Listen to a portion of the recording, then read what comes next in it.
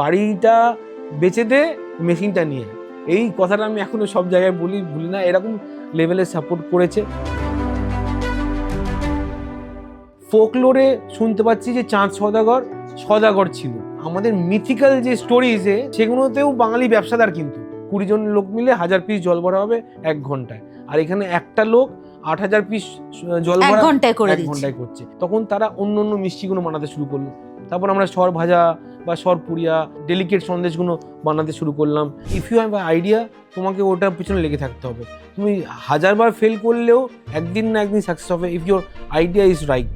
গেরি Mehgan আমার সাথে সন্দেশ বানালো, বললো এই সন্দেশগুলো ভালো হয়নি, ফেলে দাও। আমি বললাম না, এই সন্দেশগুলো আমি বলবো গেরি মেহগানের সন্দেশ, ডবল দামে বেচবো।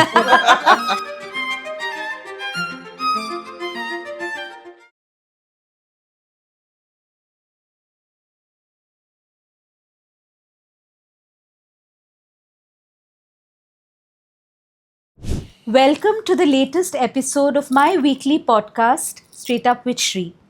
আজকে একটু অন্যরকম টুইস্ট দিয়ে বলছি, খুব সুইট মিষ্টি ওয়েলকাম, সুস্বাদু স্বাগত আপনাদের। দেখুন বাংলাটা আবার ভুল হলে একটু বকে দেবেন। আজকে আমার হট সিটে যিনি আছেন, কলকাতা শহরের সবার মুখে মুখে তার ব্র্যান্ডের প্রশংসা, তার ব্র্যান্ডের লয়্যালটি এবং তার ব্র্যান্ডের চর্চা। কিন্তু আমি এটা বলবো যে আমি সুদীপকে আরও ডেকেছি, সুদীপ মল্লিক। আর সাসপেন্স বাড়াবো না, কেন খুব মিষ্টি কনভারসেশন আমাদের হবে। তো he is the director and the face and force behind our beloved, মানে one and only Balaram Mallick and Radharaman Mallick, যে দোকানগুলো আমাদের এখন পাড়ায় পাড়ায়, বিয়ে বাড়িতে খাচ্ছি আমরা, যেখানে যাচ্ছি তোমরা, মানে অমনি present. Thank you so much.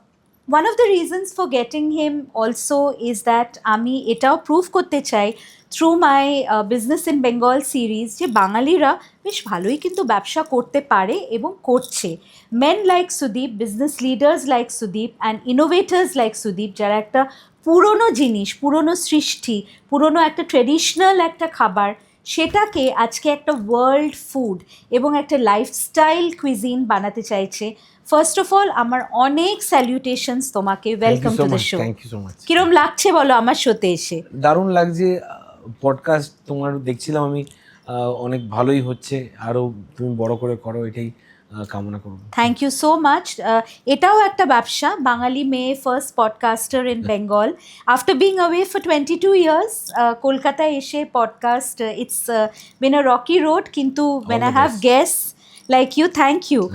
আর একটা কথা বলি, আমরা যখন প্রথমে কলকাতায় যখন মানে আসা যাওয়া শুরু হলো, আমরা কলকাতায় এসেই লোকে যখন আমাদের সঙ্গে দেখা করতে আসতো মিষ্টি নিয়ে আসতো। It's a very Bengali tradition, right? কোনো ভালো খবর, কোনো ভালো মার্কস পেয়েছে তাদের ছেলে মেয়ে, 1 বাক্স মিষ্টি। এবং আমার দিদা যেহেতু নর্থ ক্যালকাটার মানে বড় হয়েছেন, বনেদি ফ্যামিলি, আমি এটাও মাম্মার মুখে শুনেছি যে ওদের বাড়িতে ভিয়েন আসতো এবং ওদের বাড়িতে ময়রারা নিজে হাতে মিষ্টি করতো। এবং আমার দিদিমা যখন বউবাজার থেকে ওরা যোধপুর পার্কে আসে, আমার দাদুর এটা খুব একটা মানে গ্রাউজ ছিল যে every 2 days she has to take a taxi, she has to take the car and she has to go to north Calcutta, because ওই মানে ভীমনাগ আর ওই মিষ্টি ছাড়া আমার দিদিমা খেত না। নর্থ কলকাতার লোকেরা এখনো খুব বায়াস যে নর্থেই ভালো মিষ্টি পাওয়া যায়, সাউথে মিষ্টির দোকান একটাও নেই। তো আমাদের পাড়ায় তখন Netaji sweets was the only shop. আমি এগুলো গল্প শোনা, আমার দিদিমা বলতো প্লিজ ওইসব আমাকে দেখাবেও না বলে শি উড গো, মানে ভীষণ স্নুটি নর্থ কলকাতার। ভিয়েনের ব্যাপারটা আগে বড় বড় হাউসে খুব ভিয়েন হতো অ্যাকচুয়ালি, সব কড়াই নিয়ে সব কিছু নিয়ে যেত। এখন ওটা আমরা আবার শুরু করেছি, মানে 2003 থেকে বা একটু 2000 থেকে আমরা শুরু করেছি। আমরা এখন নাম দিয়েছি লাইভ কাউন্টার, মানে তোমার ওয়েডিং এ বা বার্থডে পার্টিতে বা পার্টিজ, এনি পার্টিজ, আমরা লাইভ কাউন্টার, ওখানে মিষ্টি বানিয়ে দেওয়া হয়।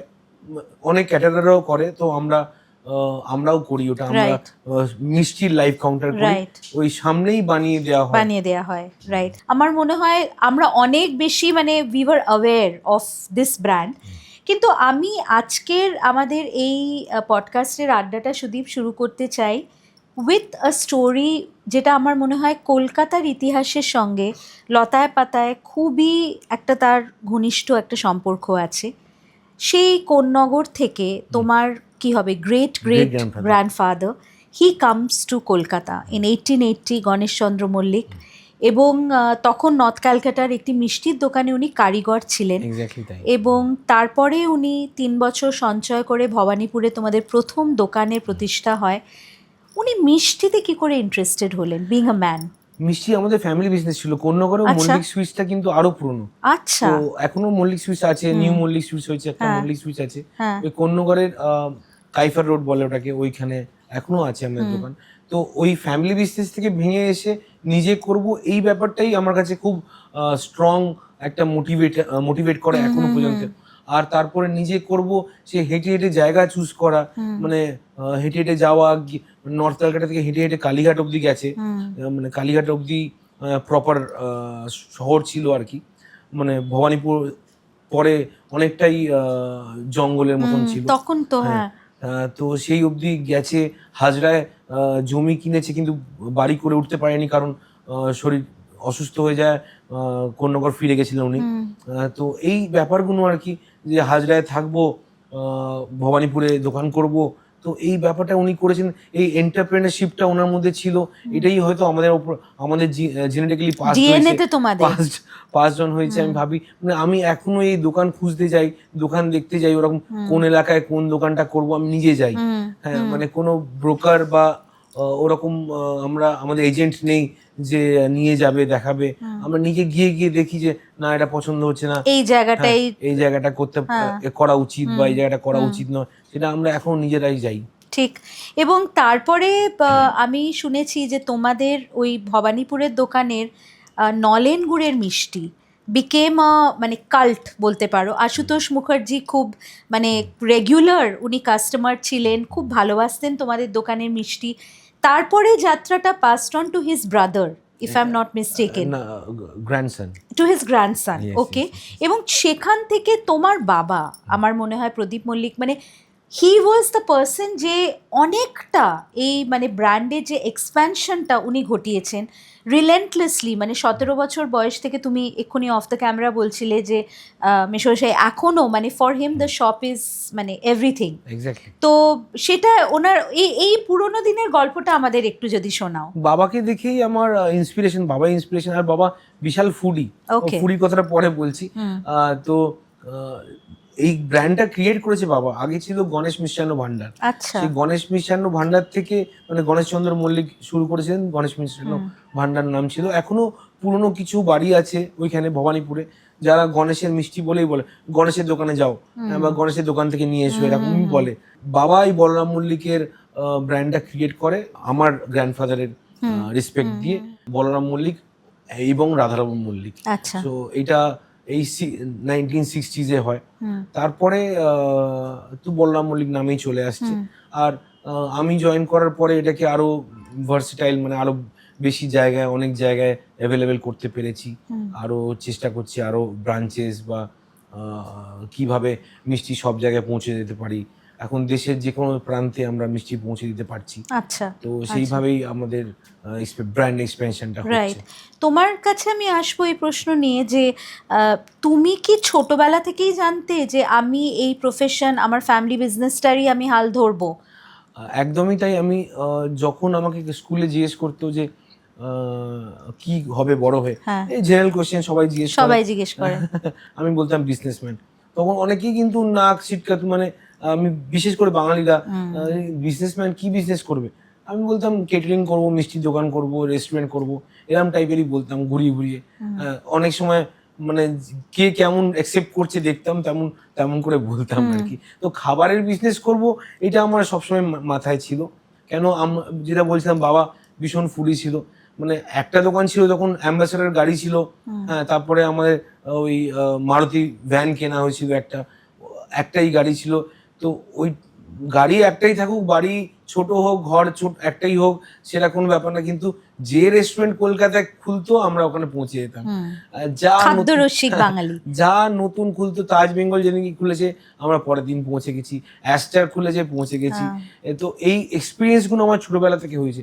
মানে আমার এখনো মনে আছে, মানে you will be amazed to know this, like আমাকে টেবিলের উপর, আমি এতই ছোট ছিলাম, আমাকে টেবিলের উপর বসানো হতো। তো কেন চেয়ারে বসালে আমি নিচে চলে যেতাম। তো আমার এইটা ওই হালকা মনে আছে যে আমি টেবিলের উপর বসে আছি, আর বাবা মারা বা বন্ধু বান্ধব তাদের নিয়ে যেহেতু বড় টেবিল নেওয়া হতো, আমাকে এক কোণে টেবিলের উপরে বসিয়ে দিত। মানে খেতে ভালোবাসো তোমরা। সেই সময় থেকেই আমরা ট্রাইং আউট, আমরা বাইরে খেতাম। এমনও হয়েছে সপ্তাহে 5 দিন বাইরে খেয়েছি। তো বাবা ওই মাকে ফোন করতো, ও তো রেডি হয়ে থাকো, আসছি, বেরোবো। মানে বেরোনো মানেই কোথাও না কোথাও খাওয়া। তো সেই থেকে আমার মধ্যে ওইটা এসছে। আমার ছেলেরাও খুব পছন্দ করে বাইরে খাওয়ার, রেস্টুরেন্টে খাওয়ার। আমাদের একটা বাড়িতে এটা চল যে আমরা মিনিমাম 3-4 দিন তো রেস্টুরেন্টেই খাই। আর আমি তো একটা পেজ করেছিলাম ফেসবুকে, 365 days eat out with Sudip Mallick.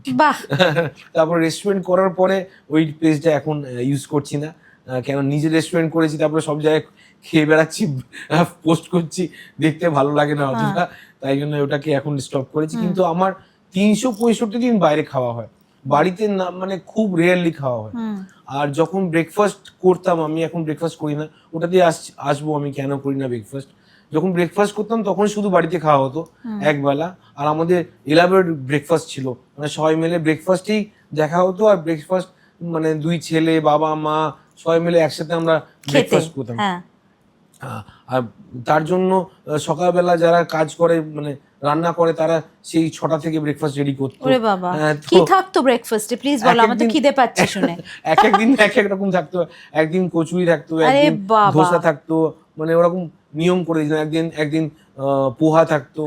তো এরকম ব্যালেন্সড ব্রেকফাস্ট হতো। তারপরে আমরা সারাদিন খেলাম, কেউ তোরা কেয়ার করতাম না, কিন্তু ব্রেকফাস্ট আমরা একসাথে করতাম, ভালো করে করতাম। সেই ব্রেকফাস্টটা এখন বন্ধ হয়ে যাওয়াতে আর বাড়িতে খাওয়াই হয় না। এবার তুমি তো একটা হোটেল ম্যানেজমেন্ট ব্যাকগ্রাউন্ড আছে তোমার, তুমি ওবেরয়তেও অনেকদিন চাকরি করেছিলে। Did that help you? মানে the work experience করতে গেছি এই জন্য, এই কারণে যে আমি খাবার নিয়ে আরো কিছু করতে চাই। ঠিক। তো আমার কাছে ফুড টেকনোলজি একটা ছিল, মানে ফুড টেকনোলজি করতে পারতাম, কিন্তু ফুড টেকনোলজিতে খাবারের গুণমান সম্পন্ন বোঝানো হয়, মানে কি এর মধ্যে কি আছে, এর মধ্যে কত ক্যালোরি আছে, এর মধ্যে বা এর মধ্যে কি মাইক্রো অর্গানিজম আছে, কি করে এর লাইফ স্প্যান বাড়তে পারে, এইগুলোই বেশি বোঝানো হয়। খাবার কি করে ভালো থাকতে পারে, মানে the science of the food বোঝানো হয়।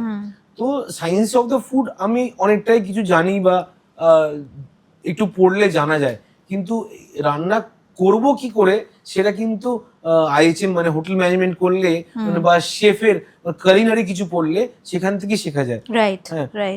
আমরা এত এখন চ্যানেলস হয়ে গেছে, তখন আমাদের সময় এত চ্যানেল ছিল না যে সারাদিন দেখতে পারবো কোন খাবারটা কেমন করে বানাতে হয়। এখন অনেকেই হোম কুক, হোম শেফ হয়ে যাচ্ছে, ক্লাউড কিচেন করছে, বাড়িতে খাবার নিজেরা শিখছে। অ্যাবসলিউটলি শেখা যায়, এটা কোনো রকেট সায়েন্স না। বাড়িতেই বসে তুমি রান্না শিখতে পারো, রান্না করে করে দেখতে পারো কেমন হচ্ছে। কিন্তু ফার্স্ট হ্যান্ড, মানে একটা প্রফেশনাল কোর্স আমি করেছি, যেটা আমরা যেটা শিখেছি সে আমাদের মতন লোকরাই শেখাচ্ছে।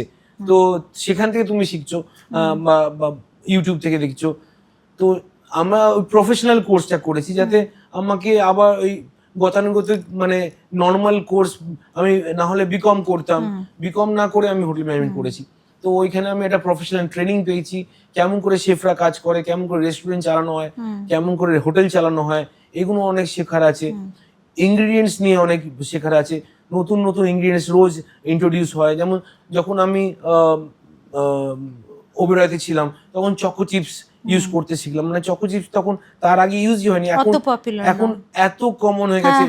ভ্যানিলা পড কি কেউ জানতোই না, ভ্যানিলা মানে লোকে সবাই জানে একটা ফ্লেভার। তো এই প্রফেশনাল কোর্স গুলো শেখার জন্যই হোটেল ম্যানেজমেন্ট করা। আর রান্না বান্না করতে ভালোই ব্যস্তাম, আর ছোটবেলা থেকে রান্না করতাম।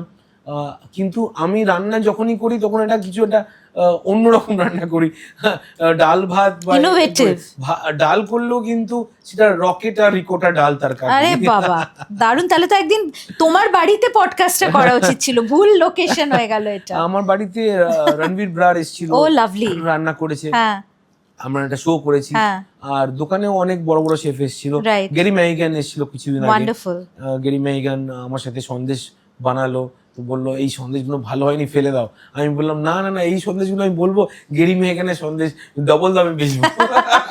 That's the brand.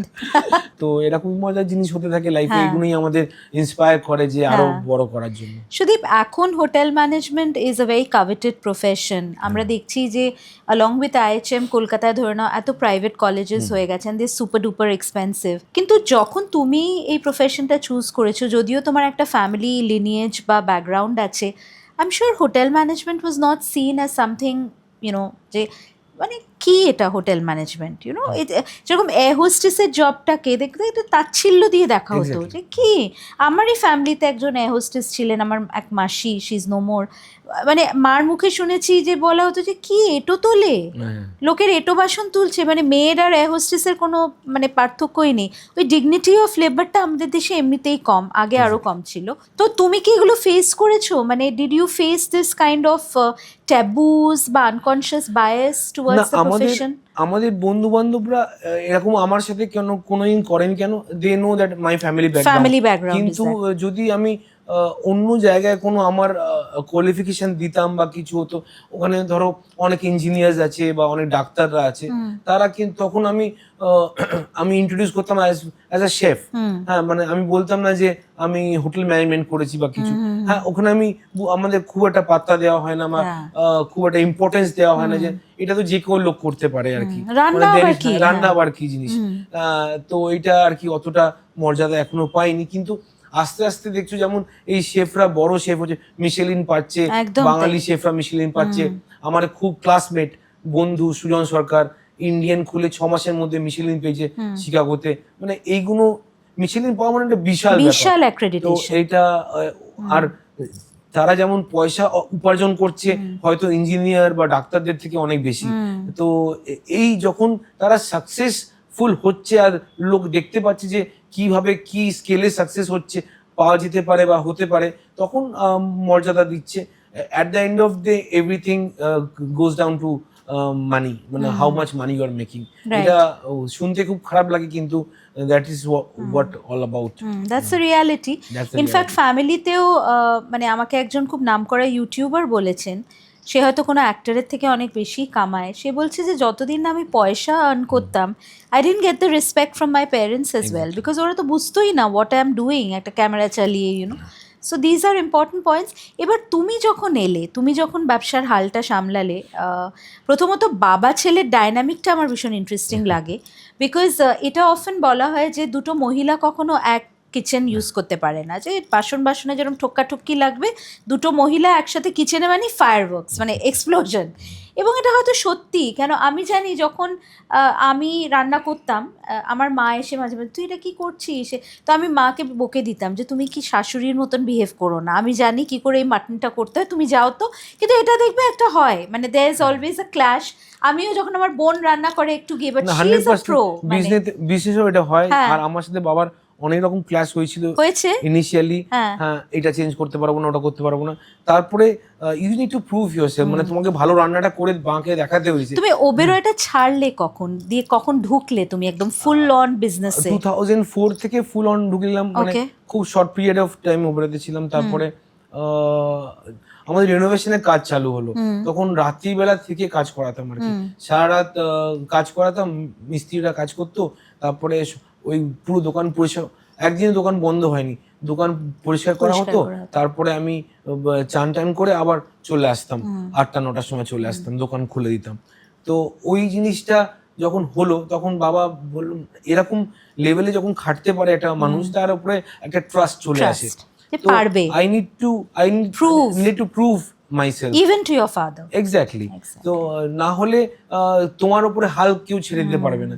যখন তুমি মাংসটা ভালো তৈরি করলে, মা যখন খেয়ে আশ্বস্ত যে হ্যাঁ পারে রান্না করতে, তখন তোমার কিচেনটা ছাড়তে পেরেছে আর কি। ওইরকমই সেম কেস প্রথমে আমার সাথে বাবার ছোটখাটো ব্যাপারে নিয়েই বলতো না এটা এরকম হবে না, ওটা ওরকম হবে না। তারপরে যে সাপোর্ট যখন করা শুরু করলো, ফুল ফ্লেজের সাপোর্ট, ওরকম বলেছে বাড়ি বেচে দে কিন্তু মেশিন কিনে নিয়ে। তো এরকম সাপোর্ট লেভেলে সাপোর্ট করেছে। তারপরে আমার বেক রসগোল্লা খুব ফেমাস হয়, তখন দেখে যে অন্য যে মিষ্টিগুলো আমাদের এত ফেমাস ছিল তার থেকেও বেশি বিক্রি হচ্ছে বেক রসগোল্লা। তারপর ম্যাঙ্গো দই, মানে সব দই যা টোটাল সেল হয়, টক দই, মিষ্টি দই, লাল দই সব মিলিয়ে যা সেল হয়, ম্যাঙ্গো দই তার থেকে 10 টাইমস বেশি সেল হয়। তো যখন দেখছে যে না একটা আইটেম যেটা আমি করছি সেটা এত বেশি জনপ্রিয় হচ্ছে, তখন বাবা না he can do right things, তখন আমার উপরে অনেকটা হাল ছেড়েছে। আর ছাড়লো তারপরে পুরোপুরি তো এখন মানে আমাকেই জিজ্ঞেস করে যে এটা হবে কি হবে না। সুদীপ, একটা কথা বলো যে যখন মানে তুমি জিনিসটা অ্যাকসেপ্ট করলে, তুমি যখন এই রোলটা নিলে যে you are going to be the the face literally of the brand, ব্যাটনটা তোমার কাছে অলিম্পিক টর্চের মতন পাস হলো এবং তুমি সেটা যোগ্যতা অর্জন করলে, তোমার আমি জানি একটা বড় পার্ট অফ ইয়োর মানে the direction you want to give the company is automation, এবং এটাকে কি করে টেকনোলজিক্যালি ড্রিভেন একটা কোম্পানি হবে যেখানে all the food standards, regulations, health and hygiene, everything will be a brand. তোমাদের যেরকম বলছিলে চিনি থেকে শুরু করে ইচ অ্যান্ড এভরিথিং তোমরা যেটা ইউজ করছো, best of the best products use করছো। দেখো, আমরা যেহেতু আমি নর্থ ক্যালকাটায় ছোটোবেলায় খুব যেতাম, আমরা মিষ্টির দোকানে দেখবো একটা গেঞ্জি পরা, একটা নাদুস নুদুস, একটা পেট্টি নাদা টাইপের একটা দাদু, সে মিষ্টি বানাচ্ছে, একটা মানে একটা স্লিপি একটা বুড়ো দাদু, হ্যাঁ কী নেবেন করছে। বাট আমি যখন ধরে নাও এখন বলরাম মল্লিকে যাই, ইটস লাইক আ হালদিরাম, একটা সোয়াঙ্কি, একটা প্লাস ব্যাপার আছে, quote and quote a very lifestyle experience. এই চিন্তাধারাটা তোমার মধ্যে এলো, is it because you had travel the world by then? তুমি একটা ওবেরয়ের মতন গ্রুপের সাথে তোমার বিগিনিংসটা করেছো, এই যে একটা ওয়ার্ল্ড ভিউ, যে একটা মিষ্টি যেটা আমাদের একদমই পাড়ার একটা ফ্যামিলি জিনিস, সেটাকে এত বড় করা। অ্যাবসলিউটলি তুমি ঠিক ধরেছো। মানে যখন 5 স্টারে যেতাম, আর যেতে সবাই পছন্দ করি আমরা, 5 স্টার হোটেল ব্র্যান্ড সবাই পছন্দ করি আমরা, তো 5 স্টারে থাকতে কে না ভালোবাসে। তো যখন যাই আমরা ওই লুক অ্যান্ড ফিলটা আগে, মানে ঢুকলেই যে ওই ফিলটা, হ্যাঁ একটা ও রাজকীয় একটা ব্যাপার, ওই ফিলটা আমি আগে চেষ্টা করেছি যে ওই ফিলটা যেন আমার দোকানে এসে লোকের হয়। মানে কেন মিষ্টিতে হবে না, মানে শুধু 5 স্টার হোটেলে গেলেই কেন আমরা এই কোয়ালিটি পাবো, কেন মিষ্টিতে পারবো না? তো বিদেশে তো একটা ক্যাফেতে গেলেও আমরা ওরকম একটা সেন্স, মানে ফিলিং হয়, লুক অ্যান্ড ফিলটা অনেক বড় ব্যাপার। তো ওইটা কেন আমাদের বাঙালি মিষ্টিতে হতে পারে না? তো আগে শুনতাম যে না এইসব বড় বড় ব্যাপার করা যাবে না, কাস্টমার আসবে না। হ্যাঁ, তো কাস্টমার যখন দেখবে যে সবাই এটা করছে তখন কিন্তু আসবে। তো যদি সবাই মিলে একসাথে যদি আমরা উন্নতি করি, তাহলে তো পুরো দেশ উন্নতি করবে, পুরো জায়গা স্টেট উন্নতি করবে, আমাদের কালচারটা উন্নত হবে। তো আমি বললাম যে যখন যা করবে আমি আগে শুরু তো করি, তারপরে দেখা যাবে। তো উই বিকেম ট্রেন্ড সেটার্স, এরকম এয়ার কন্ডিশন শোরুম, বিদেশ আর প্রেজেন্টেশন মিষ্টিগুলো, তো ইম্পোর্টেড কাউন্টার্স, যখন আমরা কাউন্টার কেনা শুরু করি বিদেশ থেকে, কাউন্টার আনানো ওটা একটা রিস্কের ব্যাপার ছিল, ডাবল ট্যাক্স দিতে হতো, মানে এদিকে ট্যাক্স দিতে হবে, ওই স্টেটের ট্যাক্স দিতে হবে, সেন্ট্রাল ট্যাক্স দিতে হবে। এখন তো অনেক স্ট্রিমলাইন হয়ে গেছে, আগে ওইগুলো ছিল, তখন ভ্যাট ছিল। তো এরকম তাও আমি ওই রিস্কগুলোও নিয়েছি, হ্যাঁ দিতে হলে বেশি দাম লাগবে, কিন্তু আমি ওই জিনিসটা করবোই, যেটা ভেবেছি ওটা করবোই আর কি। তো এই লুক অ্যান্ড ফিলটা চেঞ্জ করতে চেয়েছিলাম, তারপর প্যাকেজিংটা চেঞ্জ করতে চেয়েছিলাম। যেমন এগুলো যেমন ফরওয়ার্ড ইন্টিগ্রেশন, প্যাকেজিং বা কী করে বিদেশে যাবে, website, we had the first website, বাঙালি মিষ্টি দোকানদার মধ্যে আমাদের প্রথম ওয়েবসাইট ক্রিয়েট করেছিলাম। টেকনোলজি কি করে আপডেট হবে, বিলিং কি করে হবে, এগুলো যেমন ফরওয়ার্ড ইন্টিগ্রেশন করছিলাম, প্যাকেটটা কেমন হবে, বক্সটা কেমন হবে, দেখতে প্রেজেন্টেশনটা যেটা বলছি যেমন করছিলাম। তার সাথে সাথে ব্যাকওয়ার্ড ইন্টিগ্রেশনটাতেও আমি অনেক মানে নজর দিচ্ছিলাম। কেন ব্যাকওয়ার্ড ইন্টিগ্রেশন মানে মেশিনারি, যেই কাজগুলো হাতে করা দরকার নেই, মানে বেসিক মেশিনস আছে, মানে একটা আলু ছোলা হয়, যেমন আমার ফার্স্ট মেশিন, আমি আলু ছোলার মেশিন লাগিয়েছিলাম, যেটা আমার হোটেলে আর কিন্তু কেউ আলু হাতে করে ছাড়ায় না, একটা মেশিন আছে, দিয়ে দিলাম একবারে 10 কিলো আলু 2 মিনিটের মধ্যে পরিষ্কার হয়ে স্কিনটা বেরিয়ে চলে এলো। তো অনেক আলু লাগে, তো ধরো ব্যাংক পেটে অনেক আলু লাগে, তো সারাদিন যদি আলু ছোলা হয় তাহলে তো একটা লোকের ওয়েস্টেজ, আর আলু তো খারাপ হয়ে যাবে। মানে যখন ফার্স্ট আলুটা ছুলছো, জলে ফেলছো, তারপরে টিডিয়াস প্রসেস। তো এটাতে তো কোনো তো হাতের কাজই লাগে না, দরকারই নেই হাতের কাজ করার। মানে লোকে বলে না হ্যান্ডমেড আলু তো হয় না। তো আলু ছোলার মেশিন লাগালাম, তো সবাই তখন অবাক হয়ে গেল। মানে 10 জন 15 জন মিলে ওই একটা দোকানের সিঙ্গারা করার জন্য আলু ছাড়াতো। সেইটা আর 10 জন 15 জন আর লাগছেই না, আমার 5 মিনিটের মধ্যে আমার পুরো 1 বস্তা আলু ছাড়ানো হয়ে যাচ্ছে। বেশি 5 মিনিটও, মানে তুমি 6 মিনিট করে দিলে আলুটা বেশি ক্ষয়ে যাবে। হ্যাঁ, মানে এরকম ব্যাপার। তো বেশি টাইমও ওয়েস্ট করতে পারবে না, ওটা 5 মিনিটেই তোমার কাজটা শেষ হয়ে যাবে। তো ওইটা মেশিনটা লাগালাম। তারপরে বেসন ফাটানো, এটা টেকনিক্যাল একটা, মানে লাড্ডু করার জন্য বেসনকে বিট করতে হয়, হাত দিয়ে বিট করে লোকে। তো একটা ধরো 10 কিলো বেসনকে বিট করতে আধ ঘন্টা লাগবে। সেই ছেলেটা ওই যে বিট করে সেই করবে, সব কারিগর করতে পারে না ওটা। তো ওই ছেলেটা বিট করবে, তারপর কারিগর ওটাকে নিয়ে ওটাকে লাড্ডু দানা মানে ওটা ভাজবে। হ্যাঁ, তো যখন ওই যদি ছেলেটা না থাকে, বা যদি কেউ বাথরুমে যায় বা রেস্টে যায়, তাহলে আর লাড্ডু হবে না এখন। তো সে যখন আসবে বিট করবে তখন হবে। হ্যাঁ, আর 10 কিলো আধ ঘন্টা লাগছে। এখন আমি এটা ক্রিম বিটার মেশিন, আমি ওটা ভয় লাগছিলাম, ওটাই আমার সবচেয়ে এক্সপেন্সিভ মেশিন ছিল ইনিশিয়ালি। হ্যাঁ, মেশিনটা 2.5 লাখ টাকা দিয়ে কোয়েম্বাটুর থেকে আনিয়েছিলাম। হ্যাঁ, ক্রিম বিটার মেশিন, যেটা বেসনটা ফেটাবে। তো নমিনাল বুদ্ধি লাগিয়েছি। আমরা বেকারিতে ক্রিম বিট করতাম, সব জায়গায় যে কোনো ছোট বেকারিতেও ক্রিম বিটার মেশিন পাওয়া যায়, বড় বেকারিতে বড় ক্রিম বিটার মেশিন পাওয়া যায়। ক্রিম কোনোদিনই, আজ থেকে 50 বছর ধরে ক্রিম মেশিনেই বিট করা হয়, হাতে বিট অত ভালো হয় না। তো ক্রিম বিটার মেশিন লাগালাম, মানে 60 কিলো বেসন, হ্যাঁ, অনলি 4 মিনিটস। 5 মিনিটস করলে ওটা ওভারবিট হয়ে যাবে। তা যেটাতে আমার টাইম সেভ হচ্ছে, বেশি প্রোডাকশন হচ্ছে। 10 কিলো বেসন আধ ঘন্টা লাগতো, 60 কিলো বেসন 5 মিনিট লাগছে। তো ওইটা দেখে লোকের সবাই মানে অবাক হয়ে গেল, বলে এরা তো আমাদের চাকরি কেড়ে দেবে, মানে এসছে চাকরি নষ্ট হয়ে যাবে, আমাদের বের করে দেবে, আমাদের কাজে লাগবে না। তো আমি বললাম না, সবাই কাজে লাগবে। মানে তোমরা এবার অন্য আইটেমগুলো বানাতে পারবে, যেগুলো তোমরা এখানে টাইম ওয়েস্ট করছিলে, অন্য আইটেম বানাতে পারছিলাম না। সারাদিন শুধু জল ভরা বানিয়ে যাচ্ছে সবাই মিলে। জল ভরা সন্দেশের আমাদের এত ডিমান্ড ছিল, সারাদিন সবাই জল ভরা বানিয়ে যাচ্ছে। মানে 15খানা 20খানা কারিগর সারাদিন জল ভরা বানিয়ে যাচ্ছে, তো তাও দিতে পারছে না।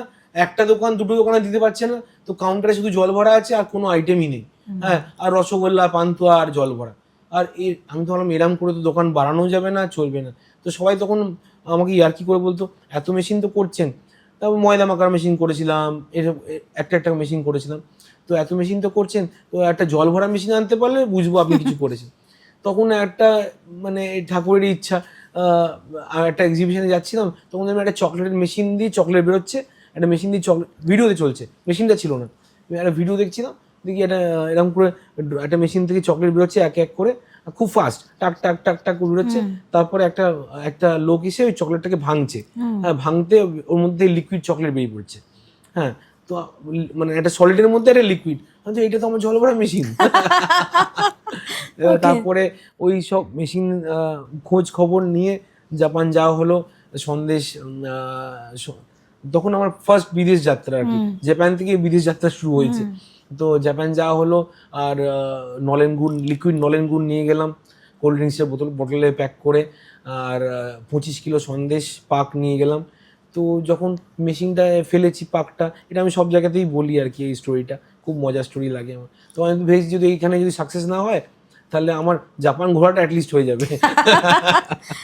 দিয়ে পাকটা ফেললাম, লিকুইড ঢেলেছে ওরা, পুরো অ্যাপ্রন পরেছিলাম। ওইখান থেকে জানতে পেরেছি হাইজিন কোন লেভেলে হতে পারে।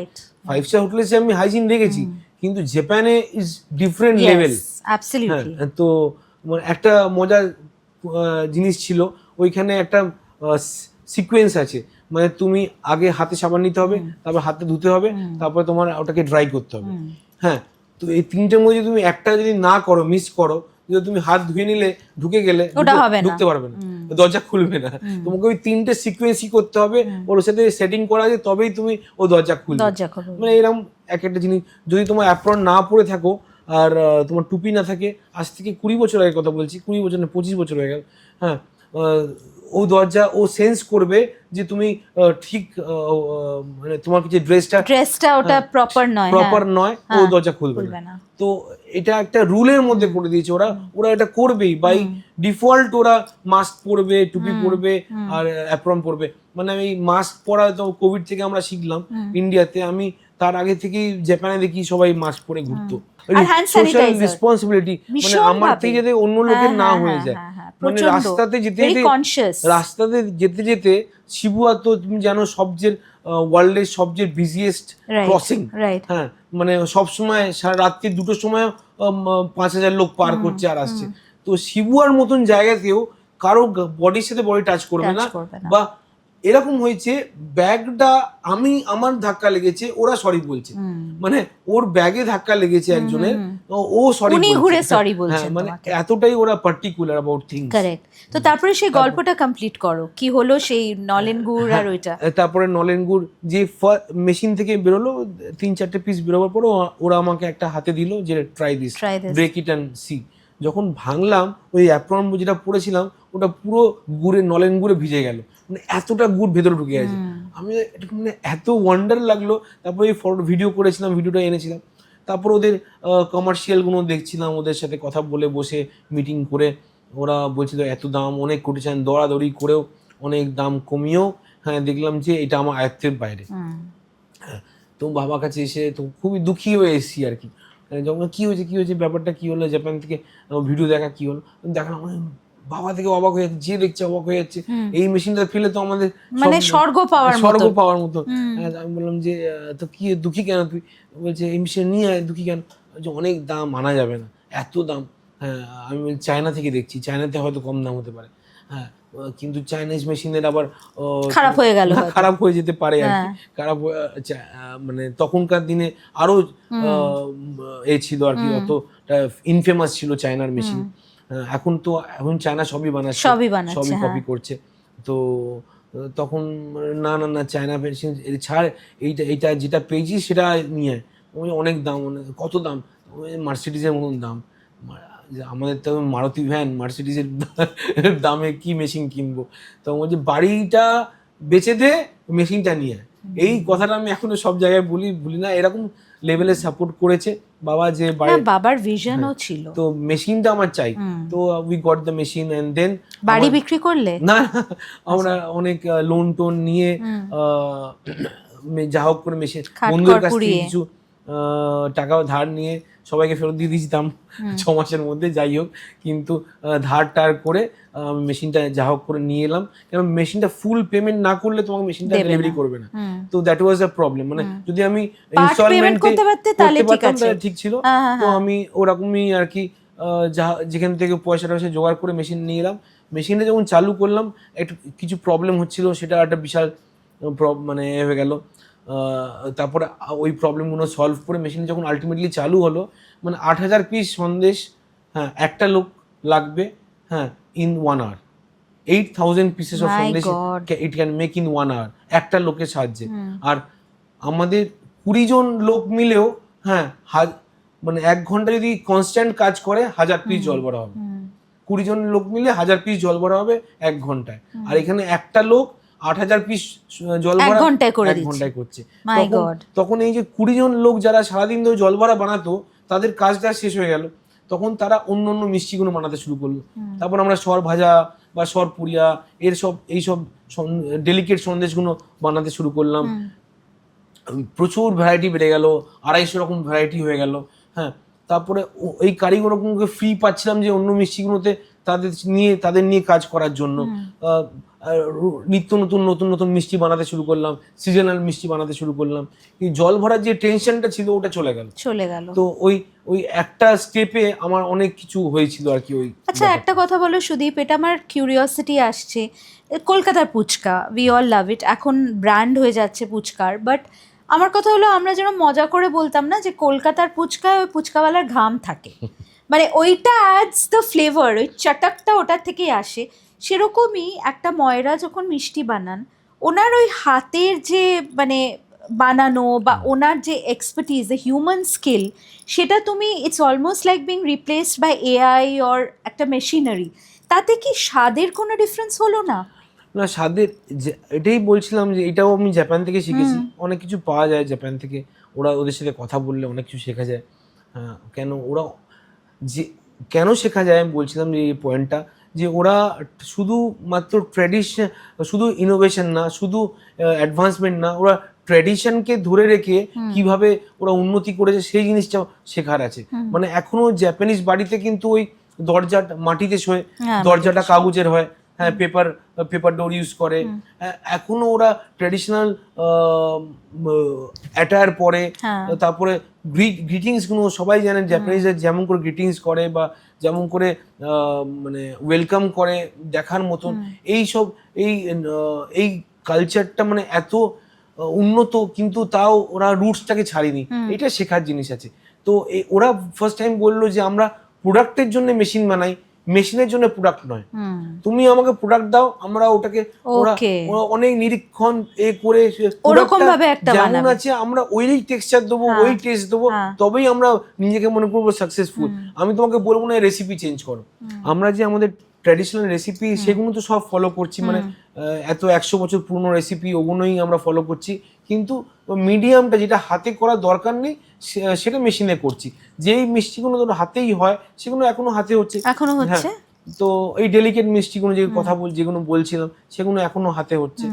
যেখানে যেখানে আমরা মেশিন লাগাতে পারি সেইগুলো আমরা অটোমাইজ করেছি, আর যেগুলো একবারই হাতের টাচ দরকার সেগুলো এখনো হাতেই হচ্ছে।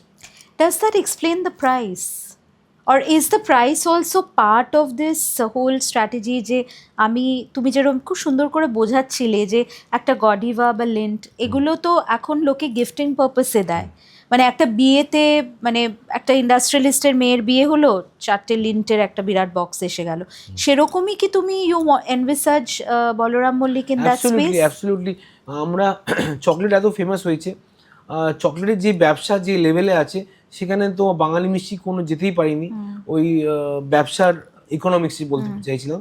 কিন্তু আমাদের অনেক রকম ভ্যারাইটিস আছে। আমাদের চকলেট তো একটা কি দুটো রকম ভ্যারাইটি, ধরো হোয়াইট চকলেট বা ডার্ক চকলেট বা মিল্ক চকলেট, কিন্তু তারই অনেক রকম কোম্পানি, অনেক রকম টেস্ট। হ্যাঁ, কিন্তু মানে তোমার প্রোডাক্টটা কিন্তু ওই 3-4 রকম। ওটা তুমি নাটস দিয়ে দিচ্ছে, কেউ হেজেলনাট দিচ্ছে, কিন্তু আমাদের যে ভ্যারাইটি, আমাদের সন্দেশ, রসগোল্লা, মিহিদানা, সীতাভোগ, মানে কি নেই, চন্দ্রপুলি, মানে এত রকম রসমালাই, এত রকম ভ্যারাইটি, মানে ডিফারেন্ট ভ্যারাইটিজ অফ সুইটস বাঙালিদের মধ্যে আছে, বাঙালি ট্র্যাডিশনের মধ্যে আছে। পুলি কি নেই আমাদের? গোকুল পিঠে পুলি ট্যাবু ছিল, ওই সুইটে আমি আসছি, ওটা আমরাই ট্রেন্ড সেট করেছি, ব্রেক করেছি। তো এইটা যদি আমাদের ড্রব্যাকটা শুধু হচ্ছে শেলফ লাইফ, আমাদের মিষ্টি থাকে না, আর চকলেট 1 বছর থাকবে, খারাপ হবে না। তো যদি আমরা এই শেলফ লাইফটাকে সামহাও বাড়াতে পারি, আমরা কিন্তু ইকুয়ালি চকলেটের মতো ফেমাস হতে পারি। Can we do that? ওটা নিয়ে আমি এখন কাজ চলছে। এখন আমার দিন রাত আমি ওইটা নিয়ে খাটছি যে কিভাবে শেলফ লাইফ বাড়ানো যেতে পারে বাঙালি মিষ্টি উইথাউট অ্যাডিং এনি প্রিজারভেটিভ। ওকে ওকে ওকে। কিন্তু তোমার যে প্রাইস পয়েন্টটা, মানে আমি বলতে চাইছি, দেখো এত তো competition, because today a baked rasgulla is even available in my পাড়ার দোকান। সেটাই হচ্ছে ব্যাপার, যে এত কম্পিটিশন ওয়েস্ট বেঙ্গলে। যারা বাইরে থেকে আসে, বম্বে দিল্লির দোকানদাররা সবাই আমার কাছে ভিজিট করে, কখনো না কখনো আসে। তো তারা অবাক হয়ে যায় যে এখনো 10 টাকায় রসগোল্লা পাওয়া যায়, 15 টাকায় ল্যাংচা পাওয়া যায়, বা 20 টাকায় সন্দেশ পাওয়া যায়। ওরা ভাবতেই পারে না। ওরা ফার্স্ট অফ অল তো ওরা কিলোতে বেচে, সব 1 কিলো মানে মিনিমাম কিলো 1000 টাকা হয়ে গেছে এখন বাইরে মিষ্টি। আর পেস্তা যদি হয় তাহলে তো অফকোর্স আরো কস্টলি, 3,000 টাকা মিনিমাম কিলো। তো ওরা এই দামে বিক্রি করছে। আমরা ধরো আমি বেনারসে গেছিলাম, ওখানে একটা দোকান চাট বিক্রি করে, চাট এত ফেমাস চাটওয়ালা, দারুণ সোয়াঙ্কি দোকান চাটের, চাট বিক্রি করে, কোনো চাটটা 200 টাকার নিচে নেই। ওরে বাবা! হ্যাঁ, মানে 150-200 টাকার নিচে কোনো চাট নেই। আমাদের এখানে এখনো 60 টাকা 70 টাকা 80 টাকা চাট পাওয়া যায়। তো এই মার্কেটের ডিফারেন্স আছে ওয়েস্ট বেঙ্গলের সাথে। এখনো বেঙ্গল বা ক্যালকাটা খুবই প্রাইস সেন্সিটিভ, সেটা কি আমরা অ্যাট পার চলার চেষ্টা করি। তারপরে তোমাকে বলছিলাম যে আমরা রাতারাতি কোনো চেঞ্জ করতে পারি না, আমাদের সফটওয়্যার ব্যাকওয়ার্ড ইন্টিগ্রেশন মানে দুধের প্রাইস বেড়ে গেলেও তোমরা কিন্তু হট করে সেটা চেঞ্জ করতে পারবে না, কেউ আমার কোনো দোকানই করে না। আমরা যেমন লাস্ট 2 বছর এত আমরা সফটওয়্যার উপরে কাজ করছিলাম যে লাস্ট 2 বছর কোনো দামের কোনো চেঞ্জই হয়নি, কোনো প্রাইস বাড়েনি, একটা আইটেমেরও প্রাইস বাড়েনি। লোকে অনেকে বলে দাম বেশি, তারপরে যখন আমি সার্ভে করলাম এখন সব দোকান আমাদের থেকে বেশি দামে, আমাদের এই দাম কম সবজির এখন দেখলাম সার্ভে করে, আমাদের মতন রেপুটেড দোকানের কথা বলছি। এখন তুমি যদি ছোটখাটো মানে যে কোনো ছোট দোকানের সাথে কম্পেয়ার করলে হয়তো অ্যাট পার থাকবো, আমরা অ্যাট পার থাকবো, কিন্তু আমাদের থেকে যারা বড় দোকান আছে বা আমাদের সাইজের আমাদের মতন রেপুটেড দোকান সবাই আমাদের থেকে দাম বেশি। আচ্ছা সুদীপ, তোমার বিগেস্ট কম্পিটিটর কে এই শহরে বলা যাবে? সত্যি না, আমি কম্পিটিশন কোনোদিন দেখিনি, মানে যে যা করছে করুক, হ্যাঁ বেশি দামে বেচছে কম দামে বেচছে আমি দেখিনি, কি বিক্রি করছে দেখিনি, কি বানাচ্ছে দেখিনি। আমি আমার মাথায় যেটা আসে যেরকমভাবে আমি প্ল্যান করেছি যে এটার পর এটা করবো, এটার পর এটা করবো, আমি করে যাচ্ছি।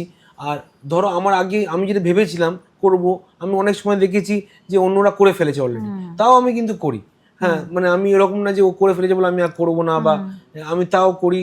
হ্যাঁ মানে অনেক কিছু আইডিয়া আছে যে বিদেশ থেকে এসছে বা আমার মাথা থেকে এসছে, যেমন আমি ভেবেছি করব, টাইম লাগে তো একটা এক্সিকিউট করতে, তার আগে অন্য লোকরা করে ফেলে, সেটা আমি কোনো মাইন্ড করি না, যে যা করছে করছে। তো আমি কোনোদিনই সবাই আমার বন্ধু, তাই ব্যবসা জগতেও বা পলিটিক্যাল জগতে বা মিষ্টির ব্যবসা জগতেও সবাই আমাকে খুব ভালোবাসে, আমি সবাইয়ের বন্ধু। ইভেন হালদিরাম আমাকে বাড়িতে ডাকে, আর তার সাথে সাথে কেশিদাসের আমি বন্ধু। তো আমার সাথে কারো এনিমিটি নেই, আমার সাথে সবাই বন্ধু। তাই আমি আমার পলিটিক্যাল বললাম যে সবাই মিষ্টি কিনতে আসে। হ্যাঁ তো যেমন দিদির কাছেও মিষ্টি যায়, সব জায়গাতে মিষ্টি যায়। এই দিদির কাছেও মিষ্টি এসেছে। Shimoydi and team will also have the মিষ্টি। আমি বিলিভ করি if you do a good product everybody will come to you. Right, that's true. এবার একটা কথা, মানে we will get to the, মানে তোমার দোকানটা আমি দিনকে দিন দেখছি, আগে যেরকম দেখবেন নন বেঙ্গলিদের দোকানে এই ফুচকার খোলা, মানে তারপরে ধরে নাও এই চিপস নিমকি মিষ্টি দোকানেও থাকতো, কিন্তু এদের দোকানে বেশি থাকতো চুরমোর এটা ওটা, এখন ওটা তোমাদেরও এসে গেছে। মানে অ্যাপার্ট ফ্রম জাস্ট দ্য মিষ্টি অ্যান্ড দ্য সেভারিজ, অনেক কিছু প্যাকেটে পাওয়া যায় এখন, প্লাস তোমাদের ঘি ইত্যাদি। হ্যাঁ মিষ্টি যেমন আমরা আগে মিষ্টির মানে বিক্রিটা অনেক বেশি ছিল, তো আস্তে আস্তে কি হচ্ছে যে আমাদের রিলাই করতে হচ্ছে অন্য আইটেমের ওপরেও। কেন লোকে আস্তে আস্তে মিষ্টি খাওয়া কমছে, কিন্তু ইন্ডিভিজুয়াল লোকের মিষ্টি খাওয়া কমছে, কিন্তু অ্যাজ আ হোল দেখতে পারো আরও লোকের কাছে টাকা আসছে, আরও লোকে চাকরি পাচ্ছে, আরও বড় ইকোনমি হচ্ছে, তো আমাদের সেল বাড়ছে, মিষ্টির প্রোডাকশনও বাড়ছে, কিন্তু ইন্ডিভিজুয়াল কনজামশন মানুষের কমছে। কিন্তু কিসে বাড়ছে? একটা জিনিস কম খেলে একটা জিনিস কিন্তু বেশি খাচ্ছে, সেভারিতে বাড়ছে। হেলথ লোকে অত কিন্তু কেউ ভাবে না যে কোনটা খেতে তো মানুষকে হবেই। তো যেমন কোভিডের সময় যেভাবে মেটেরিয়াল বিক্রি হয়েছে স্ন্যাক্স, মিষ্টি কিন্তু হয়নি সেভাবে। মিষ্টির দোকান খোলা হয়েছিল কারণ গরু তোমার বলা এটা জেনে রাখা উচিত, অনেকে বলে যে তোমাদের বিশাল লবি ছিল মিষ্টি দোকানের তাই জন্য তোমরা খুলতে পেরেছো, অ্যাবসলিউটলি এটা কিন্তু নয়। Totally respect to honourable chief minister, উনি বুঝতে পেরেছে ব্যাপারটা কি প্রবলেম্যাটিক, যে তোমার গরু তো বুঝতে পারছে না যে আজকে দুধ দিতে হবে না, হ্যাঁ আজকে ওপরে কোভিড চলছে আজকে আর দুধ দেওয়া যাবে না। গরু যদি মিল্কিং কাউ যদি মিল্ক না করে ওর সেপটিক হয়ে যাবে। হ্যাঁ তো লিটারকে লিটার টনস অফ লিটার দুধ ফেলে দিচ্ছিল, নষ্ট তো হচ্ছে। এবার তুমি বলবে যে দেশের অন্য প্রান্তে তো চালু করেনি, শুধু ওয়েস্ট বেঙ্গলে কেন? ওয়েস্ট বেঙ্গল হচ্ছে এমন একটা রাজ্য যেখানে 90% of the sweet in a sweet shop is made with দুধ, মানে মিল্ক, কারেক্ট, মানে দুধ আর ছানার উপর ডিপেন্ডেন্ট। কিন্তু অন্য রাজ্যে বেসন, কাজু বাদাম, আমন্ড, হ্যাঁ পিস্তাচিও, ড্রাই ফ্রুটস এর উপরে বিভিন্ন ডাল, হ্যাঁ তাদের উপরে ডিপেন্ড করে অনেক রকম মিষ্টি আছে। ছানার মিষ্টি তো নেই বললেই চলে, রসগোল্লা জানে তারা, আর এক রকমের সন্দেশ থাকে হয়তো কিছু কিছু কাউন্টারে, সেটাও অল্প, অর্ধেক লোকে বোঝে না। আর দুধের মিষ্টি বলতে প্যারা। তাছাড়া কিন্তু 200খানা আইটেম থাকে যেটা দুধের সাথে কোনো রিলেশন নেই, তাই জন্য ওদের কিন্তু এতটা ক্ষতি হয়নি যতটা আমাদের এখানে প্রবলেম হয়েছিল। আমাদের ওয়েস্ট বেঙ্গলে ম্যাক্সিমাম দুধটা কিন্তু কনজিউম করে মিষ্টির দোকানদাররা, তো ওইখানে এত দুধ ওয়েস্ট হচ্ছিল, আর স্লটার হাউসে চলে যাচ্ছিল গরু, মিল্কিং কাউকে স্লটার হাউসে দিতে হয়েছিল, মানে গরুকে খেতে দিতে পারছে না, তো কি করবে, তো স্লটার হাউসে দিয়েছিল। মানে এটা তো আমরা মনে করি আমাদের সব মানে মিষ্টির দোকানদাররা খুব মনে করি যেটা এটা খুব বিশাল বড় পাপ, যে একটা মিল্কিং কাউ তাকে স্লটার হাউসে দিয়ে চলে যাচ্ছে, এটা বিশাল বড় পাপ, ক্রুয়েলটি থেকে মানে পাপ হচ্ছে আর কি। সেইটা এক একটা ডেয়ারি ফার্ম তুমি যদি খোঁজ করো, কোনোদিন রিসার্চ করো, দেখবে এক একটা ডেয়ারি ফার্ম 200-300 গরু স্লটার হাউসে দিয়ে দিয়েছে, খাওয়াতে পারছে না কেন, খাবারটা বিহারের বর্ডারে আটকে গেছে, যে ফডার বিহারের বর্ডারে আটকে গেছে, ও গাড়ি পড়ে আছে, যা করে ঘাস খাইয়ে যা হোক করে যেই গরুগুলোকে বাঁচাতে পেরেছে বেঁচেছে। এবার তুমি ধরো 1 মাস পরে তুমি লকডাউন খুলবে বা 2 মাস পরে খুলবে, ততদিনে যদি সব গরু মরে যায় তাহলে নতুন গরু পাবে কোথায়, আর নতুন দুধ কি করে হবে দুধটা? হ্যাঁ, গরু জন্মাবে, বড় হবে, তারপরে সে মিল্কিং পিরিয়ডে যাবে, তো মানে সে যখন প্রেগন্যান্ট হবে তখনই তো মিল্ক দেবে, তার আগে তো দুধ দিতে পারবে না, সেই টাইমটা তখন না তুমি দুধ কোথায় পাবে। এই জিনিসগুলো উনি বুঝতে পারেন। এটা কিন্তু ফার্স্ট হয়েছে মাছের প্রবলেম, মাছের ক্ষেত্রে হয়েছে, যেখানে ফিশারিজ আছে লকডাউন করে দিয়েছে, 3 দিনের মধ্যে বুঝতে পেরেছে যে সব মাছ মরে যাবে। কেন, মাছ যদি খাবার না দাও, বড় মাছ ছোট মাছকে আগে ফার্স্টে খাবে, তারপরে বড় মাছও মরে যাবে, দিয়ে ওপরে ভেসে উঠবে। তো 3 দিন মধ্যে বুঝতে পেরেছে গভর্নমেন্ট, সব দেশের সব স্টেটের গভর্নমেন্ট বুঝতে পেরেছে যে সব মাছ মরে যাবে ফিশারি যদি না খুলে দাও। তো ফার্স্ট ওপেন হয়েছে ফিশারি খুলে দিয়েছে। অ্যানিমাল মানে যেটা মানে লাইভ স্টক নিয়ে যেই ব্যবসা ডিপেন্ডেন্ট, তাকে তো চালু রাখতেই হবে, তাকে কোনোদিন বন্ধ করা যাবে না। তাই জন্য মিষ্টির দোকান তো আমাদের পুরোপুরি dependent, directly dependent on live stock, on milk, on live stock. তো ওটাকে মিষ্টির দোকান খোলা রাখতে হবে, বন্ধ করা। Did you do business তখন? Very less, but still we were just running 1 or 2 shops. But কিছু তো দুধ কনজিউম করছিলাম। এরকম করে যদি সব দোকানে কিছু 50 লিটার দুধও কনজিউম করে থাকে, তাও তো কিছু দুধ বেঁচেছে, কিছু গরু বেঁচেছে। হ্যাঁ, ওটাই বলছিলাম যে ভ্যারাইটি অফ ফুড থাকলে তাহলে তোমাকে একটা আইটেমের উপর ডিপেন্ডেন্ট হতে হয় না। তো মানে আজকে আমরা সেভারি নিয়ে কাজ করছি, চানাচুর নিয়ে কাজ করছি, নিমকি নিয়ে কাজ করছি, যে কিভাবে নিমকির প্যাকেজিং আরো ভালো করা যেতে পারে, দিয়ে আমরা ওগুলোকে ফ্রন্টে নিয়ে আসবো। তুমি যেমন বলছো ফুচকা পাওয়া যাচ্ছে, আমরা কুকিজও করছি, একদমই প্রিজারভেটিভ ছাড়া, কোনো কালার ছাড়া, কেমিক্যাল ছাড়া কুকিজ করছি, ব্রেডস করছি।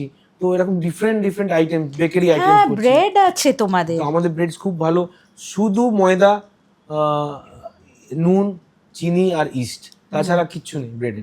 No improver, no bread improver, nothing. তো মানে একদম ন্যাচারাল ব্রেড বলতে পারো। এটা I am seeing it in 2 ways, Sudip, as an outsider, যে one way you are bringing Bengal, you're integrating it with the world, but one way of seeing, some people might see it যে এটা তো একটা মানে একটা জগা খিচুড়ি বানিয়ে দিয়েছে, মিষ্টির দোকানে সবই ঢুকিয়ে দিল, এই ঢুকিয়ে দিল, চানাচুর ঢুকিয়ে দিল, ফুচকা ঢুকিয়ে দিল, পাস্তা ঢুকিয়ে দিল, ব্রেড ঢুকিয়ে দিল, তার মধ্যে আবার তোমার ধরে নাও তোমার জল ভরাও রইল। তো এই ক্রিটিসিজমটাকে তোমায় ফেস করতে হয়, because any innovation which is ahead of its time, সমালোচনা তার হবেই। তো সেরকমভাবেই ট্র্যাডিশনগুলোকেও মেনটেন করছি। যেমন পিঠে একটা বিশাল বড় ট্যাবু ছিল, তোমরা জানো যে পিঠে দেখে বেরোতে পারবে না, পিঠের নামটা নিতে পারবে না, তারপরে স্নান না করে পিঠে বানাতে পারবে না। আর বাড়ির শুধু মহিলারা স্নান করার পরে মানে শুদ্ধভাবে পিঠে বানাতে হবে।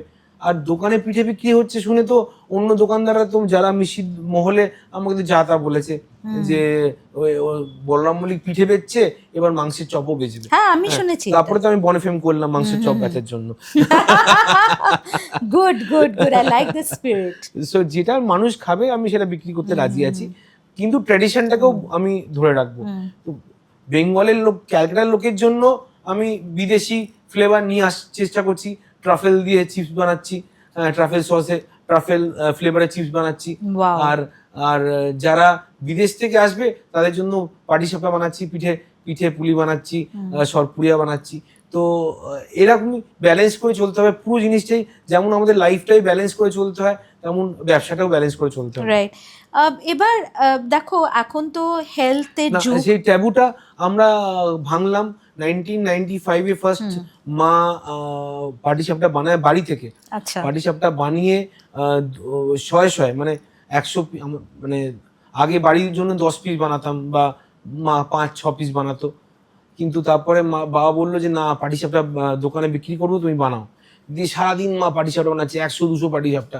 সেই যে পাটিসাপটা বিক্রি করা শুরু করলাম, তারপরে তো মা তো সারা জীবন বানাতে পারবে না, সেই কারিগরদের শেখানো হলো কেমন করে পাটিসাপটা বানাবে। তারপরে যখন পাটিসাপটা খুব হিট হয়ে গেল তখন দুধ পুলি বানালাম। দুধ পুলি খুব মানে দারুণ হিট হলো দুধ পুলি খেতেও খুব ভালো লাগে এমনি পিঠের থেকে। তারপরে গোকুল পিঠে, এরকম করে এখন সংক্রান্তিতে আমরা 15 রকম পিঠে বানাই। আর এই পিঠের জন্য লাইন পড়ে। তখন যখন সবাই দেখলো যে বলরাম মল্লিক পিঠে বানাচ্ছে আর পিঠের জন্য লাইন পড়ছে আর কাগজ কলমে লেখা হচ্ছে পিঠে নিয়ে বলরাম মল্লিকের, তখন এখন সব মিষ্টির দোকান পিঠে বেচে, মোটামুটি সবাই সব জায়গায় পাটিসাপটা পাওয়া যায়। কিন্তু এটার জন্য অনেক সমালোচনা হয়েছিল, এটার জন্য অনেক সমালোচনা করা হয়েছিল যে বলরাম মল্লিক পিঠেও বেচছে, যে এবার পিঠেও শুরু করে দিল, এটাও শুরু করে দিল। আচ্ছা, কিন্তু আমরা দেখলাম যে পিঠে যদি না শুরু করি এই পিঠের ট্র্যাডিশনটা কিন্তু একবারই হারিয়ে যাচ্ছে। শুধু বাংলাদেশে পিঠে পাওয়া যাবে আর বিহারে পিঠে পাওয়া যাবে, আর তাছাড়া পিঠে আর আমাদের বেঙ্গলের পিঠে আর কোথাও পাওয়া যাবে না। তো আমরা ওটা রেস্কিউ করলাম আর শুরু করলাম, মানে ট্রেডিশনটা আবার রিভাইভ করলে তোমরা। গ্রেট। সুদীপ, একটা কথা বলো, এখন তো এত হেলথ কনসিয়াস একটা ওয়ার্ল্ডের দিকে আমরা যাচ্ছি, সবাই মানে be it skin care, be it the food, be it the supplements, everything is about সকালে চিয়া সিড খাই আমি, তারপর আমি মুখে এইটা মানে এই সিরাম লাগাই, তারপর আমি এই অর্গ্যানিক এই মানে সবজি খাচ্ছি, তো সেখানে মিষ্টি। এবার আমার যেরকম দেখো, আমি বললাম আমাদের গোষ্ঠী ডায়াবেটিক, তো আমাদের একটা বলরাম মল্লিকের সঙ্গে একটা অভিমান আছে যে একটু প্লিজ নিজেদের সুগার ফ্রি রেঞ্জটা বাড়ান যাতে আমরাও একটু খেতে পারি মন খুলে। সুগার ফ্রি রেঞ্জ বাড়ানো হয় না, কারণ সুগার ফ্রি কেউ খেতে আসে না। সবাই যাদের সুগার আছে, যারা ডায়াবেটিক, তারাও কিন্তু মিষ্টি দোকানে মিষ্টি খেতে যাচ্ছে। আর সুগার ফ্রি আমরা বাড়াবার চিন্তাধারা করছি কেন, এখন তো একটাই আইটেম আছে, কিন্তু আমরা অর্ডারে সুগার ফ্রি বানিয়ে দিই, সুগার ফ্রি রাবড়ি বানিয়ে দিই, সুগার ফ্রি ম্যাঙ্গো জিলাটো বানিয়ে দিই। হ্যাঁ, মানে নো সুগার অ্যাডেড, মানে ম্যাঙ্গোতে যে সুগারটা আছে সেটা থাকবে, হ্যাঁ, নো সুগার অ্যাডেড বানিয়ে দিই। তো কম মিষ্টি আরো বলবো অনেক মিষ্টতা কমে গেছে মিষ্টির, কিন্তু আগের তুলনায় এখন মিষ্টির যে সুগার কন্টেন্টটা কিন্তু অনেক কমে গেছে। কেন সেটা? লোকে বেশি মিষ্টি পছন্দ করছে না কলকাতা শহরে, কিন্তু কলকাতা থেকে একটু বেরিয়ে গেলে বাইরে কিন্তু লোকে এই এত হালকা মিষ্টি পছন্দ করবে না। ওখানে কিন্তু কিটকিটে মিষ্টি, যেটা কিটকিটে মিষ্টি না হলেও বেশ ভালো মিষ্টি, লোকে মিষ্টি খেলে মিষ্টি খাবো আর কি তো পছন্দ করে। আর এই যে তুমি বললে যে মিষ্টি একটা ইমোশন, মিষ্টি কিন্তু মিষ্টি ছাড়া আমাদের চলবে না। তো আমাদের জন্ম থেকে মৃত্যু পর্যন্ত মিষ্টি লাগে, আর মিষ্টি একটা ভালোবাসার জিনিস। আমরা এই তুমি বললে স্টুডেন্টরা বা ইয়াংস্টাররা মিষ্টি, তুমি যে কোনো কলেজে মিষ্টি খায় না, তুমি বলছিলে যে ইয়াংস্টাররা মিষ্টি খেতে পছন্দ করে না। যে কোনো কলেজে যদি বলরাম মল্লিকের একটা প্যাকেট যায়, উইদিন সেকেন্ডস ওটা শেষ হয়ে যাবে। তো ইয়াংস্টার থেকে বয়স্ক লোক সবাই মিষ্টি পছন্দ করে। রেস্ট্রিকশন আসছে, অনেক রকম লোকে বলে যে একটা স্টোরি চলছে সবসময় যে মিষ্টি খেলে শরীর খারাপ করবে, মিষ্টি খেলে মোটা হয়ে যাবে, মিষ্টি খেলে ডায়াবেটিক হয়ে যাবে। সেটা কিন্তু একটা হোক্স। আর কিন্তু কোন ডাক্তার বলছে না চকলেট খেও না, ডার্ক চকলেট খাও, চকলেটে কি আছে, শুধু ফ্যাট আছে আর সুগার আছে, আর কিছু নেই। ওটাকে ব্লেন্ড করে চকলেট তৈরি হয়েছে। কিন্তু কোন ডাক্তার বলছে না কোল্ড ড্রিঙ্কস খেও না, বললে তাদের লাইসেন্স হয়তো চলে যাবে। হ্যাঁ, রোনাল্ডোর হয়তো ক্লাবই চলে গেল, কোল্ড ড্রিঙ্কস হওয়ালো ক্লাব চলে গেল। তো এটা একটা ইন্টারন্যাশনাল বড় বড় বিজনেস হাউস আছে যারা এইগুলো প্রচার করছে, প্রচার করতে দেবে না, ওদের এগেইনস্টে কিছু বলতে পারবে না। কিন্তু আমাদের এগেইনস্টে আমরা তো ওপেন হাউস, আমাদের এগেইনস্টে যে যা বলতে পারে, যে যা ইচ্ছে বলতে পারে। এটা আমাদের অর্গানাইজড নয়, আমাদের ইন্ডাস্ট্রিটা অর্গানাইজড নয়, তাই জন্য যে যা ইচ্ছে বলতে পারবে। আমাদের ট্রেডিশনালি কালচারালি সব কটা কালচারে কিন্তু মিষ্টি আছে শেষ পাতে। আমাদের ভগবান ছিল ধন্বন্তরী, মানে মেডিসিনের ভগবান ছিল ধন্বন্তরী, চরক সুশ্রুত অপারেশন করতো তখনকার দিনে 10,000 বছর আগে। হ্যাঁ, কিন্তু তাহলে ওরা যদি এত নলেজেবল ছিল, যদি মিষ্টি যদি এতই খারাপ হয় তাহলে কেন আমাদের মেনুতে মিষ্টি ছিল? এটা তো একটা ভাববার বিষয়। মিষ্টি আমাদের ডায়েটটাকে ব্যালেন্স করে। মিষ্টি খেলে অ্যাডভান্টেজ কি আছে? আমাদের শেষ পাতে মিষ্টি সব কালচারে কি করে এলো? এটা যদি তুমি একটু দেখো যে শেষ পাতে মিষ্টি হেল্প করে তোমার খাওয়াটাকে স্টপ করতে। তুমি যদি মিষ্টি না খাও, 10টা রুটি খেয়ে যদি একটা মিষ্টি না খাও, ব্রেন বলবে আর একটু কিছু খেলে হতো। হ্যাঁ, কিন্তু যদি একটা রুটি খেয়ে একটা মিষ্টি খাও, ওটাই শেষ, ওটা প্যালেটটা শেষ হয়ে যাবে, ব্রেন বলবে যে তোমার খাওয়া শেষ হয়ে গেছে, আর কিছু খেতে হবে না। তোমার ডেজার্ট খেয়ে নিয়েছো, তোমার কেন? ওটা তো একটা সায়েন্স আছে। তোমার একসাথে অনেকটা ক্যালোরি তুমি কনজিউম করছো, গাশ অফ ক্যালোরি আসছে যখন তুমি মিষ্টিটা খাচ্ছ, তখন তোমার বডি বলছে তোমার ক্যালোরি ইনটেকটা কমপ্লিট হয়ে গেছে, আর তোমার খাওয়ার লাগবে না। হ্যাঁ, তো তোমার মিষ্টি কিন্তু তোমার খাওয়াটাকে ব্যালেন্স করছে। তাই জন্যই সব মেনুতে আজ ডেজার্ট আছে। আর আমরা রেস্টুরেন্টে গিয়েও এখনো ওই ডেজার্টের চলটা, যে লাস্ট পাতে শেষ পাতে মিষ্টি, কেউ কিন্তু ডেজার্টটা আগে খেয়ে খাবার শুরু করে না। হ্যাঁ, আগে শেষ পাতেই মিষ্টি আছে। হ্যাঁ, একটা রেস করে তারা ভেরি ক্লেভার। গুজরাটিরা কিন্তু মিষ্টি আগে খায়, ওরা মিষ্টি আগে খায়, ওটা তো খাবারও মিষ্টি আগে কাট ডাউন করে দেয়, ওরা খাবারটাকে আগে কাট ডাউন করে দেয় যে আমার আর বেশি খেতে হবে না।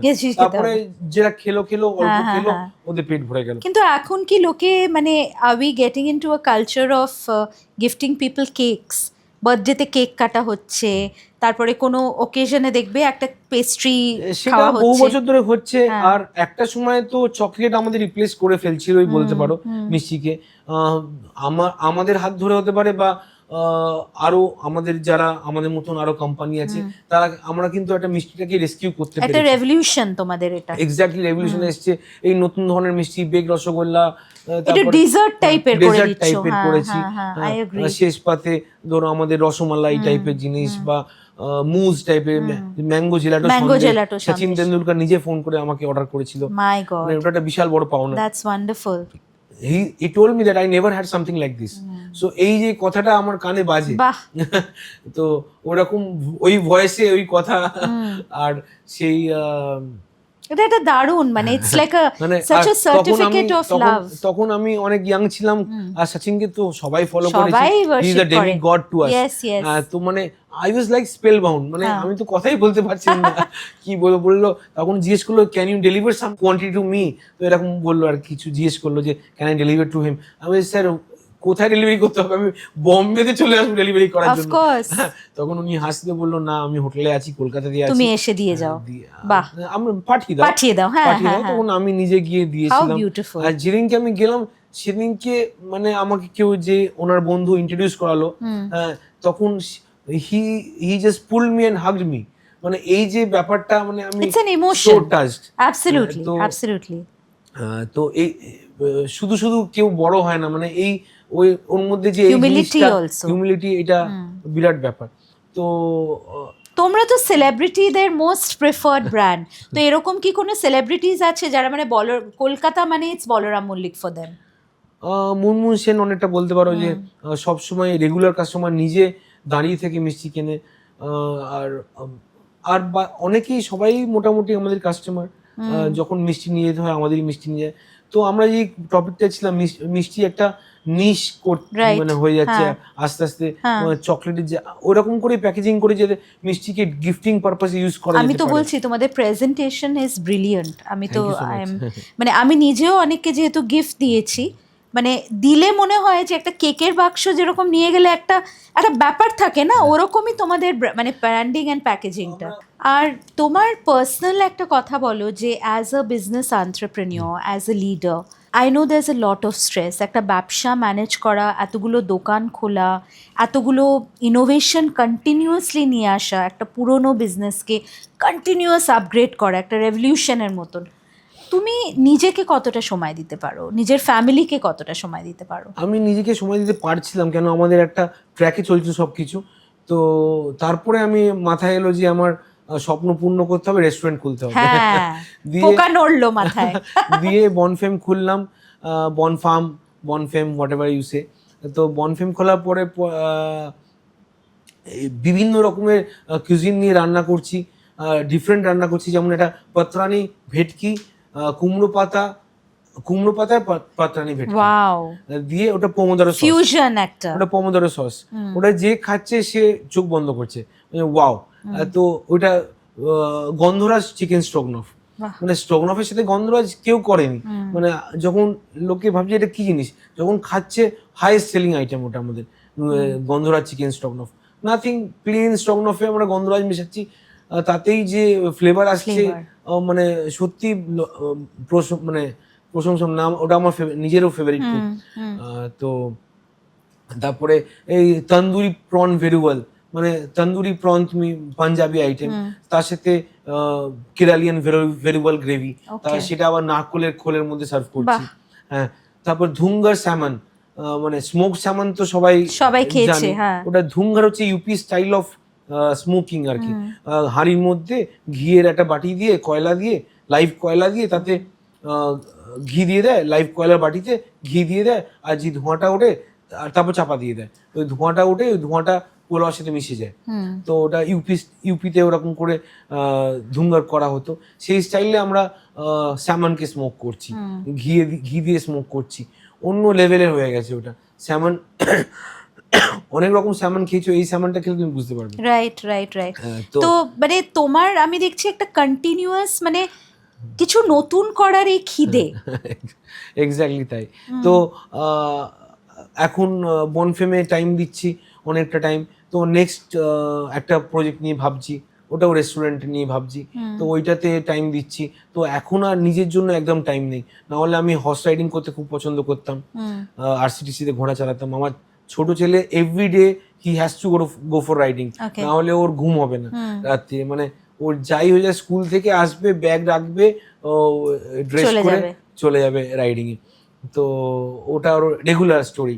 তারপরে বাচ্চাদের সাথে টাইম স্পেন্ড করতামই, সেটা এখনো করি, ওটা আমার সবচেয়ে প্রিয় আর কি টাইম আর কি। আর তাছাড়া সুইমিং করতে যেতাম, ওটা বন্ধ হয়ে গেছে, জিম করতাম, ওটা বন্ধ হয়ে গেছে, সেটা তুমি দেখতেই পাচ্ছ।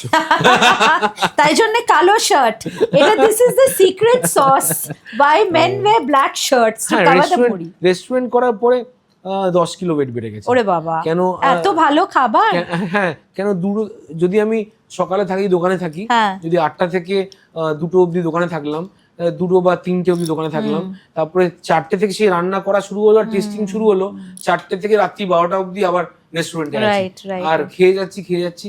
তো এই একটা টপিকে তোমায় আমরা কথা বলছিলাম, বলতে ডাইভার্ট করে গেছিলাম, যে হেলথ ইস্যু বা ডায়াবেটিক কেন হচ্ছে। মিষ্টি খেয়ে ডায়াবেটিক হয় না, ডায়াবেটিক হলে তুমি মিষ্টি খেতে পারবে না, হ্যাঁ, কিন্তু ডায়াবেটিকটা হয় কিসে থেকে সেটা তো কেউ বলছে না, আর জল্পনা কল্পনাই চলছে কি করে সুগার হচ্ছে। এতদিন আমাদের ডাক্তাররা বলেছে যে অল্প অল্প খাও, বারবার খাও, ওটাই তো প্রবলেম করছে আমাদের জীবনে। সবচেয়ে বড় প্রবলেম হচ্ছে বারবার অল্প অল্প খেলে তুমি যতই হেলদি হও, যতই এক্সারসাইজ করো, তুমি ডায়াবেটিক হবেই। কারণ যতবার খাবে ততবার ইনসুলিন সিক্রিট করবে, আর ইনসুলিনটা বাড়তে থাকছে, বডিতে বাড়তে থাকছে, ইনসুলিন লেভেল বাড়তে বাড়তে তোমার একদিন ওটা সুগারে তোমাকে পরিণত হবে। সুগারটা কি? ইনসুলিন রেজিস্ট্যান্ট, তোমার বডি ইনসুলিন রেজিস্ট্যান্ট হয়ে যাবে। ইনসুলিন যখন থাকে অন্য ফাংশন গুলো করে না, ওরা জানে যে ইনসুলিন চলে যাবে, তারপর আমরা করবো, ঝাড়ুদারের মতো, ঝাড়ুদার চলে যাবে, তারপরে আমরা আমাদের কাজ করবো। আমরা একটু সরে যাই, এখন পাটা তুলে বসি, ও ঝাড়ু দিয়ে চলে যাবে, তারপরে আমাদের কাজ করবো। চাষে তুমি চিনি খাচ্ছ বা দুধ খাচ্ছ, দুধটাও ল্যাকটোজ, মানে ল্যাকটোজ আছে, দিনে 2বার খাচ্ছ, তোমার মেনুর মধ্যে মিষ্টি আছে, ইট ইজ অ্যাবসলিউটলি ফাইন। তুমি 1 কিলো মিষ্টি খেলে তুমি ডায়াবেটিক হবে না, কিন্তু তুমি বারবার যদি খাও তো তোমার সুগার, তোমার সারাদিন বডিতে ইনসুলিন থাকছে। তো আমাদের লুক আউট হতে, আমাদের প্রায়োরিটি হতে হবে যে আমরা কোনোদিন যেন ইনসুলিন রেজিস্ট্যান্ট না হই। খেলাম, ইনসুলিন নেমে গেল, তারপরে অনেকটা ফাস্ট করলাম, হ্যাঁ, তারপর আবার খেলাম, আবার রাত্রিবেলা ঘুমালাম, ইনসুলিন নেমে গেল। এই জন্যই আমরা ব্রেকফাস্টটা বন্ধ করেছি। তো ব্রেকফাস্ট যদি করতাম, এই ব্রেকফাস্ট করলাম, লাঞ্চ করলাম, আবার too many meals will make you diabetic. সে তুমি যতই ফিট হও, যতই এক্সারসাইজ করো, হ্যাঁ, মিষ্টি will never make you diabetic. I think এই কথাগুলো যারা ডায়াবেটিক তারা বোধহয় এই পোর্শনটা রিওয়াইন্ড করে পজ করে বারবার দেখবে, মানে বলরাম মল্লিকে ঢুকবে। তারপরে এখন অনেক স্টাডিজও আসছে, প্রচুর স্টাডিজ আছে, ইন্টারমিটেন্ট ফাস্টিং আসছে। হ্যাঁ, তো মিষ্টি খেয়ে কোনোদিন ডায়াবেটিক হয় না। ডায়াবেটিক হলে মিষ্টি খেতে পারবে না। কিন্তু আমার বাবা মা সবাই আমরা ক্লাস 2 যদি ডায়াবেটিক হয়, ক্লাস 2 মানে তোমার ডায়াবেটিক হয়েছে পরবর্তীকালে, টাইপ 2 ডায়াবেটিক যদি হয়, ডায়াবেটিস হয়, তাহলে কিন্তু তুমি 100% রিভার্সেবল এখন। হ্যাঁ, আর কিন্তু টাইপ 1 মানে তোমার প্যানক্রিয়ায় ইনসুলিন প্রডিউস করছে প্রথম থেকেই, তাই প্রথম থেকেই ওটা আছে। ওটাতে তুমি ইন্টারমিটেন্ট ফাস্টিং কিছু করতে পারবে না। কিন্তু যদি টাইপ 2 ডায়াবেটিক হয়, তুমি 1 মাস ফাস্টিং করলে তোমার ডায়াবেটিস ঠিক হয়ে যাবে। অ্যাবসলিউটলি। তো ফাস্টিং, যে আমরা ছোটবেলায় প্রশ্ন করতাম মাকে, মা এই একাদশী বা এই উপোস কেন করে, প্রচুর ছিল উপোস কেন করে। তো উপোস কেউ তখন বলতে পারতো না। তো আমরা এই সায়েন্সটা হারিয়ে ফেলেছি। মানে আমরা তো সব বই খাতা, যেটা আমাদের রিসার্চ ওয়ার্ক তো শুনেছি সব পুড়ে গেছে, নালন্দা ইউনিভার্সিটিতে পুড়ে গেছে, 1000 বছরের রিসার্চ ওয়ার্ক। তো আমাদের কাছে এই ইনফরমেশন গুলো পাস অন হয়নি যে কেন।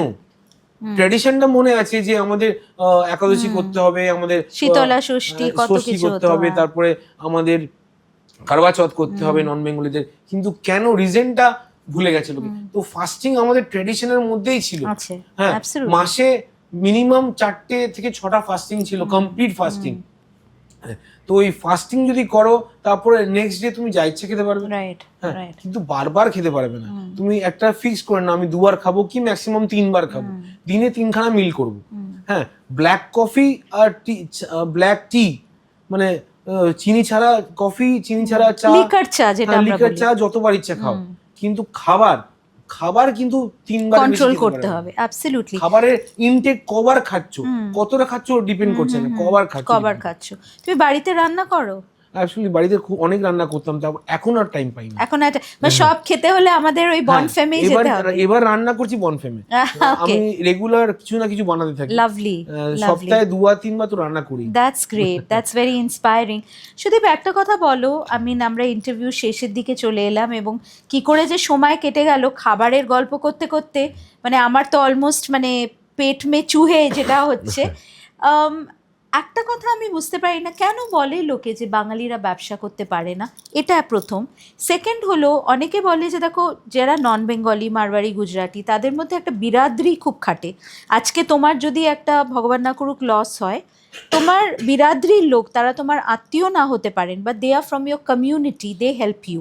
কিন্তু এটা একটা প্রচলিত কথা বেঙ্গলে, যে একটা বাঙালির ভালো, তার মানে তার প্রগতি, তার মানে আগে সে পয়সা করছে বা ভালো করছে, এটা দেখতে পারে না। দিল try to pool them down. এই দুটো প্রশ্নের উত্তর আমাকে দাও। এটা প্রসপারিটি থেকে আসে। যখন সব বাঙালিরা প্রসপারাস ছিল, তখন কিন্তু এই প্রবলেমটা ছিল না। তারপরে আস্তে আস্তে জমিদারি গেছে, তারপরে যা সঞ্চয় ছিল সব গেছে, নিজেরা নতুন কিছু করিনি। হ্যাঁ, বা আমার ছেলেরা, আমরা কি একটু কুঁড়ে as a race? Not at all. আমাদের বিজনেস কিন্তু হিস্ট্রিতে আছে, রক্তে আছে। অফকোর্স, আমাদের ইস্ট ইন্ডিয়া কোম্পানি কেন এলো এখানে? এক্স্যাক্টলি। ফোকলোরে শুনতে পাচ্ছি যে চাঁদ সওদাগর ছিল, জাহাজ নিয়ে বেরোতো। হ্যাঁ, তাহলে আমাদের মিথিক্যাল যে স্টোরিজে, সেগুলোতেও বাঙালি ব্যবসাদার কিন্তু। তারপর আমরা রাজেন্দ্রনাথ মল্লিক এরকম মার্বেল প্যালেস করেছে। যে আমাদের কালচারের সবচেয়ে বড় প্রধান এখন আইডল বলতে পারো, রবীন্দ্রনাথ ট্যাগর, পুরো ফ্যামিলি ব্যবসাদার ফ্যামিলি ছিল। হ্যাঁ, তারপর ব্যবসাদার তখন ছিল। সেইখান থেকে কিছু পলিটিক্যাল ইনফ্লুয়েন্স বলতে পারো, কিছু টাইমের সাথে সাথে হারিয়ে গেছে বা বিদেশে চলে গেছে, যারা নেক্সট জেনারেশন ঝামেলা নিতে চায়নি, বাইরে চলে গেছে। তো রিস্ক নিতে ভুলে গেছি আমরা। ব্যবসা মানে রিস্ক। আমিও রিস্ক নিয়েছি। তোমাকে তখন বললাম যে একটা ছোট মেশিন আনতে গিয়ে কত বড় রিস্ক নিতে হয়েছিল আমাকে, বন্ধু বান্ধবের কাছ থেকে ধার নিতে হয়েছিল। বা টাকা লস হয়েছে কখনো তোমাদের? লস প্রফিট তো লেগেই থাকে। এরকম কোনো হয় না যে 100% সব আইটেমে তোমার প্রফিট হচ্ছে। হ্যাঁ, ইভেন বনফেমে it is running by itself. I am not making much money. Breaking even যেটা বলে, ব্রেক ইভেন হচ্ছে, কিন্তু I am not making so much money that I will take home some money. So, but it is running by itself. এটাই সবচেয়ে ভালো হয়েছে যে ও নিজেকে নিজে চালাচ্ছে, সেলফ সাফিশিয়েন্ট, আমার পকেট থেকে টাকা যাচ্ছে না, হ্যাঁ সেলফ সাফিশিয়েন্ট হয়ে গেছে, বা আর লোকে অনেক প্রেস করছে, ভালো খাবার বানাতে পারছি, এবার যেতে হবে মন, ওটাই আমার কাছে সবচেয়ে বড় পাওনা। এই যে এই রিস্ক নেওয়াটা, যে আমি একটা রেস্টুরেন্ট করব, একটা অনেকটা খরচা করে একটা রেস্টুরেন্ট বানাবো, একটা জায়গা কিনবো, সেই পয়সাটা আসবে কিনা, কবে উঠে আসবে, এই রিস্কটা যদি না নিতে পারি তাহলে ব্যবসা করতে পারবো না। তো ব্যবসার সবচেয়ে মূল হচ্ছে রিস্ক ফ্যাক্টর। তো অন্য জাত যারা আছে তারা তারা নিজেদের হিংসে করে না কেন, তারা সবাই প্রসপারাস, তাদের মামাও প্রসপারাস, কাকাও প্রসপারাস, সবাই। তার এবার আমি যদি কিছু না করতে পারি তখন আমার কাছে লজ্জা হবে যে ওরা এত বড় বড় ব্যবসা করেছে, আমি করতে পারলাম না। এরকম তো কম্পিটিশন আমি দেখেছি, এরকম কম্পিটিশনে লোকে বড় বড় ব্যবসা করে ফেলেছে। হ্যাঁ, যে আমার ভাই করছে আমি করতে পারবো না, এটা হতে পারে, আমি আরেকটা বড় ব্যবসা করবো। হ্যাঁ, আমরা বড় বড় ব্যবসাদারও দেখতে পাচ্ছি তাই হচ্ছে, আম্বানিদের দেখতে পাচ্ছি তাই হচ্ছে, কম্পিটিশনে তারা ভাই ভাই কম্পিটিশনে ব্যবসা করেছে। হ্যাঁ, তো এইটা ওদের মধ্যে আছে যে সবাই যখন প্রসপারাস তখন সবাই সবাইকে হেল্প করতে চাইবে। আজকে যারা ধনী বাঙালি আছে তারা কিন্তু আমার কোনোদিন খারাপ চাইবে না, তারা হয়তো আমার পাশে এসে দাঁড়াবে। আমার যারা বন্ধু বান্ধব আছে তারা সবাই they are doing very well in life, so তারা কিন্তু আমাকে হিংসে করবে না। কিন্তু যাদের কাছে ওই ব্যাপারটা, ওই জায়গাটা নেই, তারা হয়তো অ্যাসপায়ার করছে, তাদের একটু হিংসে হবে। আর যারা অ্যাসপায়ার করে যারা ফেলিয়ার হয়ে গেছে তাদের আর একটু বেশি হিংসে হবে। কিন্তু যেখানে পাস থাকবে সেখানে ফেল তো থাকবেই। সবসময় তুমি 100% সাকসেস হবে এটা তো কোথাও লেখা নেই, আর কেউ বলতেও পারবে না। অনেক মারবাড়ি বিজনেসম্যান আমার বন্ধু বান্ধব, they failed not in life but in some projects they have failed. হ্যাঁ, বড় বড় কোম্পানি ফেল করেছে, ডিএলএফ এর মতন কোম্পানি এককালে ফেল করেছে, আবার উঠেছে। তো এই পড়া ওঠা তো লেগেই আছে। রিলেন্টলেসলি সরি খাটতে হবে, রিলেন্টলেসলি ওই একই চলতে হবে, খাটতে হবে। আমার প্রফিট হচ্ছে কি লস হচ্ছে না দেখে আমি যেটা ভেবেছি, যেটা আমার টার্গেট, সেটাকে সেখানে পৌঁছবার জন্য চিরন্তন খেটে যেতে হবে। এটাই আমি শিখেছি। মানে এটাই তোমার মন্ত্র, I believe, of success. Exactly, যে কিপ অ্যাট ইট, মানে লাগে রহো মুন্না ভাই। Exactly, absolutely. তোমার তো ছেলেরা মানে do they also want to take on the mantle of your business?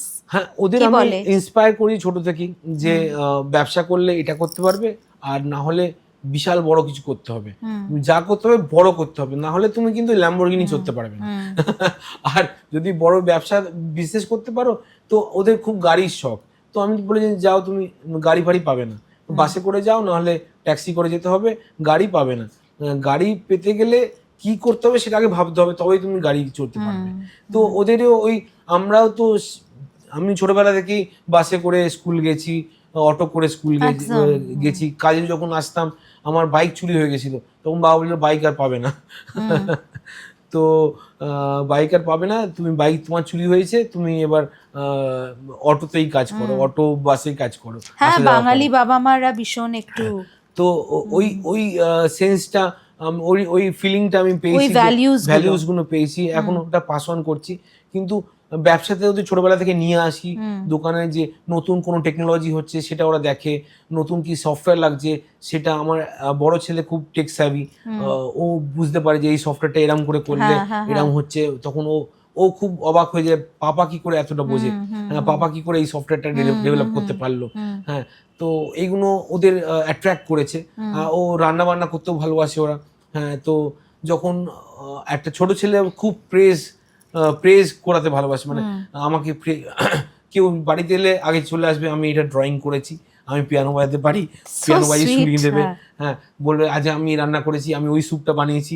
তো দেখেছি যে রান্না বান্না খুব প্রেজ করে লোকে, যে দারুণ হয়েছে, দারুণ খেতে হয়েছে।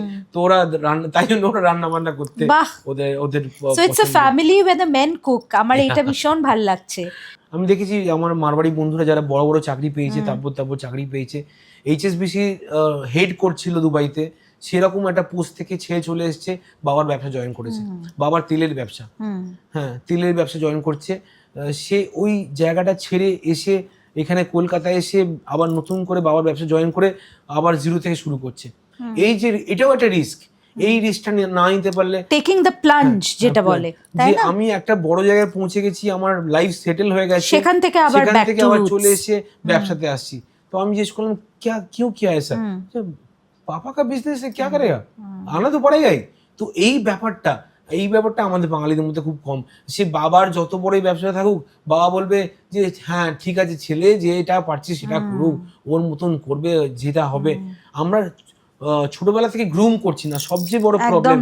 এখনো বাঙালিরা বলে যে আমার ছেলে যা ইচ্ছা হবে, ওর যেটা ইচ্ছে সেটা করবে, ও মিউজিশিয়ান হতে পারে, ও ডাক্তার হতে পারে, ওর যেটা ইচ্ছে করবে। কিন্তু না, আমরা কিন্তু ছোটবেলা থেকে গ্রুম করছি না যে ব্যবসাটাই করা উচিত, তোমাকে ব্যবসা করতে হবে বা তোমার ব্যবসাটাকে তোমার ব্যবসা আছে, তুমি এবার এটাকে আগে নিয়ে যাবে, এটা আগে নিয়ে গিয়ে আরো তুমি কত বড় করতে পারো। আমি আমার ছেলেকে বলি, আমি হালদিরামের মতন করছি, তুই ব্রিটানিয়ার মতন করবি। লাভলি। তো এই স্বপ্নটা প্ল্যান্ট করে দেয়া সিডটা, এক্স্যাক্টলি। তো যদি ওদের ইন্সপায়ার না করতে পারলাম, যদি নিজের ছেলেদের ইন্সপায়ার না করতে পারলাম, তাহলে অন্য লোককে কি করে ইন্সপায়ার করব? ঠিকই। তো এইটা আমি দেখেছি নন বেঙ্গলিরা এই জন্য প্রসপার করেছে, এই জন্য বিজনেসে সাকসেস হয়েছে, যে ওদের ছেলেমেয়েরা কিন্তু যাই করুক, যত পড়াশোনাই করে নিক, they always come back to the business, ওরা আবার ব্যবসায় ফিরে আসে। ওরা এক্সপেরিয়েন্স গ্যাদার করে, পুরো ওয়ার্ল্ড দেখে, সব জায়গায় ঘুরে ফিরে আসে। এরকম একটা মেয়ে, ও আমেরিকায় সেটেল হয়ে গেছিল মেয়েটা, বাবার পেপারের ব্যবসা কলকাতায় চলে এলো। আমার খুব ভালো বন্ধু, আমাকে ওরা পেপার সাপ্লাই করে। আমার যে মিষ্টির তলে যে পেপার কাপটা লাগে, ওই পেপার কাপটা স্পেশালাইজড হয়, ওইটা গ্রিস প্রুফ কাপ পেপার হয়, ওইটা ইন্টারন্যাশনাল কোয়ালিটিতে বানিয়ে এখন কলকাতায় ওরা one of the biggest supplier in Calcutta. মানে মিষ্টির দোকানে অল্প পেপার লাগে, কিন্তু তুমি ভাবো বেকারিতে বা বিস্কিট ইন্ডাস্ট্রিতে কত পেপার লাগে। মানে এক দিনে lakhs and lakhs of paper crafts ওর লাগে, ওটাকে মার্কেটিং করে ওটাকে আরো বিশাল বড় করে ফেলে। তো ও আমেরিকার সেটেল লাইফ থেকে পুরো কলকাতায় এসে ওই বাবার সাথে জয়েন করে ওই ব্যবসাটাকে কোথায় নিয়ে চলে গেল। বিউটিফুল। আমার এই গল্পগুলোর জন্যই আমরা বিজনেস ইন বেঙ্গল সিরিজটা শুরু করেছি। তোমার শোটা আমি জানি Sudip, a lot of aspiring entrepreneurs, business people and of course youngsters যারা MBA করছে, তারা সেই MBAটা নিজেদের ফ্যামিলির বিজনেসেও লাগাতে পারে, রাইট? তো আমি বলবো যে তুমি যদি তাদের একটা মেসেজ বলবো না, বাট একটা তোমার লিভ জার্নি থেকে যদি 2-3টে কিছু একটা চেক পয়েন্টস তাদের দাও, যে these are the things which will help you to really think of business as a career. Of course it's full of risks, of course it's full of ups and downs, কিছু তোমার লাগবে তীর নিশানে পে, কিছু লাগবে না, but the show must go on, যেটা তুমি বলছো। তুমি বলছো 2-3টে জিনিস, আমি বলবো একটাই জিনিস, কনসিস্টেন্সি। মানে যেভাবে লেগে থাকতে হবে তোমার, ইফ ইউ হ্যাভ আইডিয়া, তোমাকে ওটার পিছনে লেগে থাকতে হবে। তুমি 1000বার ফেল করলেও কিন্তু 1001বারের পরে কিন্তু তুমি সাকসেস হবেই, একদিন না একদিন সাকসেস হবে, if your idea is right. তুমি যদি সমাজের ভালো করতে চাইছো, কোনো একটা হেল্প করতে চাইছো সমাজকে, বা একটা বিজনেস করতে চাইছো যেটা তুমি দেখছো যে হ্যাঁ it will be a fruitful to society, বা it is productive to society, তাহলে কিন্তু ওটা কোনো দিন ফেল হতে পারে না। ওটা অ্যাসপায়ারিং, ওটা নিয়ে পড়ে থাকতে হবে, ওটা নিয়ে লেগে থাকতে হবে, ওটা তোমায় সাকসেস দেবেই। তার মানে আমি এটাই বুঝলাম যে তোমাকে ওই যে লাগে রাহো মুন্না ভাই, ইভেন জেফ বেজোস বলছিল এই কথাটাই, যে 1000 times if you will fail, but then 1001 times you will get the success. Well, মানে thank you for saying this to me. মানে তোমাদের কথা শুনে, even a person like me who's running my own self-funded podcast, I gain a lot of strength from your words. Balaram Mallick is always been our favorite. আমি আশা করব যে আমরা বনফেমকেও সেই ভালোবাসা, সেই স্বীকৃতিটা দিই। অ্যান্ড এত ভালো ভালো এক্সপেরিমেন্টাল কুইজিন কলকাতায়, একটা জিনিস বাঙালিদের একটু আছে বোধহয়, যে we are little slow to change. মানে আমরা একটা জিনিসকে ভালোবাসলে এত লয়াল হয়ে যাই যে সেটা আর পাল্টাতে পারি না। কিন্তু খাবারের ক্ষেত্রে কিন্তু বাঙালিরা সবচেয়ে বেশি এক্সপেরিমেন্টাল। হ্যাঁ, কোনো ভয় পায় না যে এইটা এরকম হবে, খেয়ে দেখব, সে যেমন হোক খেয়ে দেখতে হবে। তো এটার জন্য আমাদের মিষ্টিও কিন্তু যখন ডিফারেন্ট মিষ্টি তৈরি করি, এটা সবচেয়ে বড় বাঙালিদের অ্যাডভান্টেজ, বাঙালিদের ক্যাটার করার অ্যাডভান্টেজ। কিন্তু কেউ মানে বলে না যে না খাবো না। হ্যাঁ, আমরা যখন ফ্ল্যাম্বে রসগোল্লা করেছিলাম, ফ্ল্যাম্বে উইথ রাম, দোকানে বিক্রি করতে পারি না, আমরা ওটা বিয়ে বাড়িতে করেছিলাম। তো খাবার প্লেট নেবার আগে আগে ডেজার্ট খাচ্ছে লোকে, মিষ্টিটা যখন আগুন জ্বলছে দেখছে লোকে আসছে ডেজার্ট প্লেট মিষ্টির প্লেট নিয়ে আগে মিষ্টিটা খাচ্ছে। হ্যাঁ, যখন আমরা অমৃত পাতুরি করেছিলাম খাবার প্লেট না নিয়ে আগে বলছে এটা মিষ্টি পাতুরি আবার কি জিনিস, ওই পাতুরিটা খাচ্ছে, তারপরে লোকে টেস্ট করছে, আরেকজনকে বলছে খেয়ে দেখ এটা কি বানিয়েছে দেখ, হ্যাঁ, তারপরে ও খেতে যাচ্ছে। মানে যখন খাবার তো জানে এই খাবার আছে, কিন্তু এটা নতুন পেয়েছে ওরা আগে ওটা খেতে যাচ্ছে। তো বাঙালিরা কিন্তু আগে যায়, তারপরে কিন্তু নন বেঙ্গলিরা কিন্তু এরকম নয়। এটা এখানে কিন্তু ওখানে একটা ডিসঅ্যাডভান্টেজ আছে। জল দেবে তোমাকে একটু, এসিটা একটু ইয়ে করে দাও। হ্যাঁ ঠিক আছে, ওইখানে নন বেঙ্গলিদের ড্রব্যাক আছে, ওরা আগে শুনবে হ্যাঁ যে এটা কোথায় ভালো পাওয়া যায়, এই অমুক জিনিসটা ওইখানে ভালো পাওয়া যায়, একদম একটা বন্ধু বলবে তার কাছে শুনবে, সে বাঙালি বন্ধু হতে পারে, হ্যাঁ, এই ইনফরমেশনটা গ্যাদার করবে, তারপরে সে টেস্ট করবে, তারপর যদি তার ভালো লাগে পুরো ওর কমিউনিটি জেনে যাবে, রাতারাতি সবাই জেনে যাবে যে গণেশ দুধ খাচ্ছে। হ্যাঁ, সকালবেলা দুধ খাওয়া শুরু করেছে, 12টার সময় পুরো ইন্ডিয়া দুধ খাওয়াচ্ছে। এইটা কিন্তু একদম ওয়ার্ড অফ মাউথে রাতারাতি জেনে যাবে। এইটা একটা ওদের অ্যাডভান্টেজ বলো কি ডিসঅ্যাডভান্টেজ বলো, কিন্তু যতক্ষণ না কেউ বলবে ওরা কিন্তু টেস্ট করবে।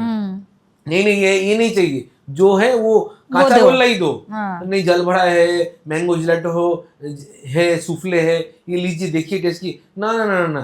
কিন্তু যদি কেউ বলেছে সুফলে ভালো তখন লাইন পড়বে।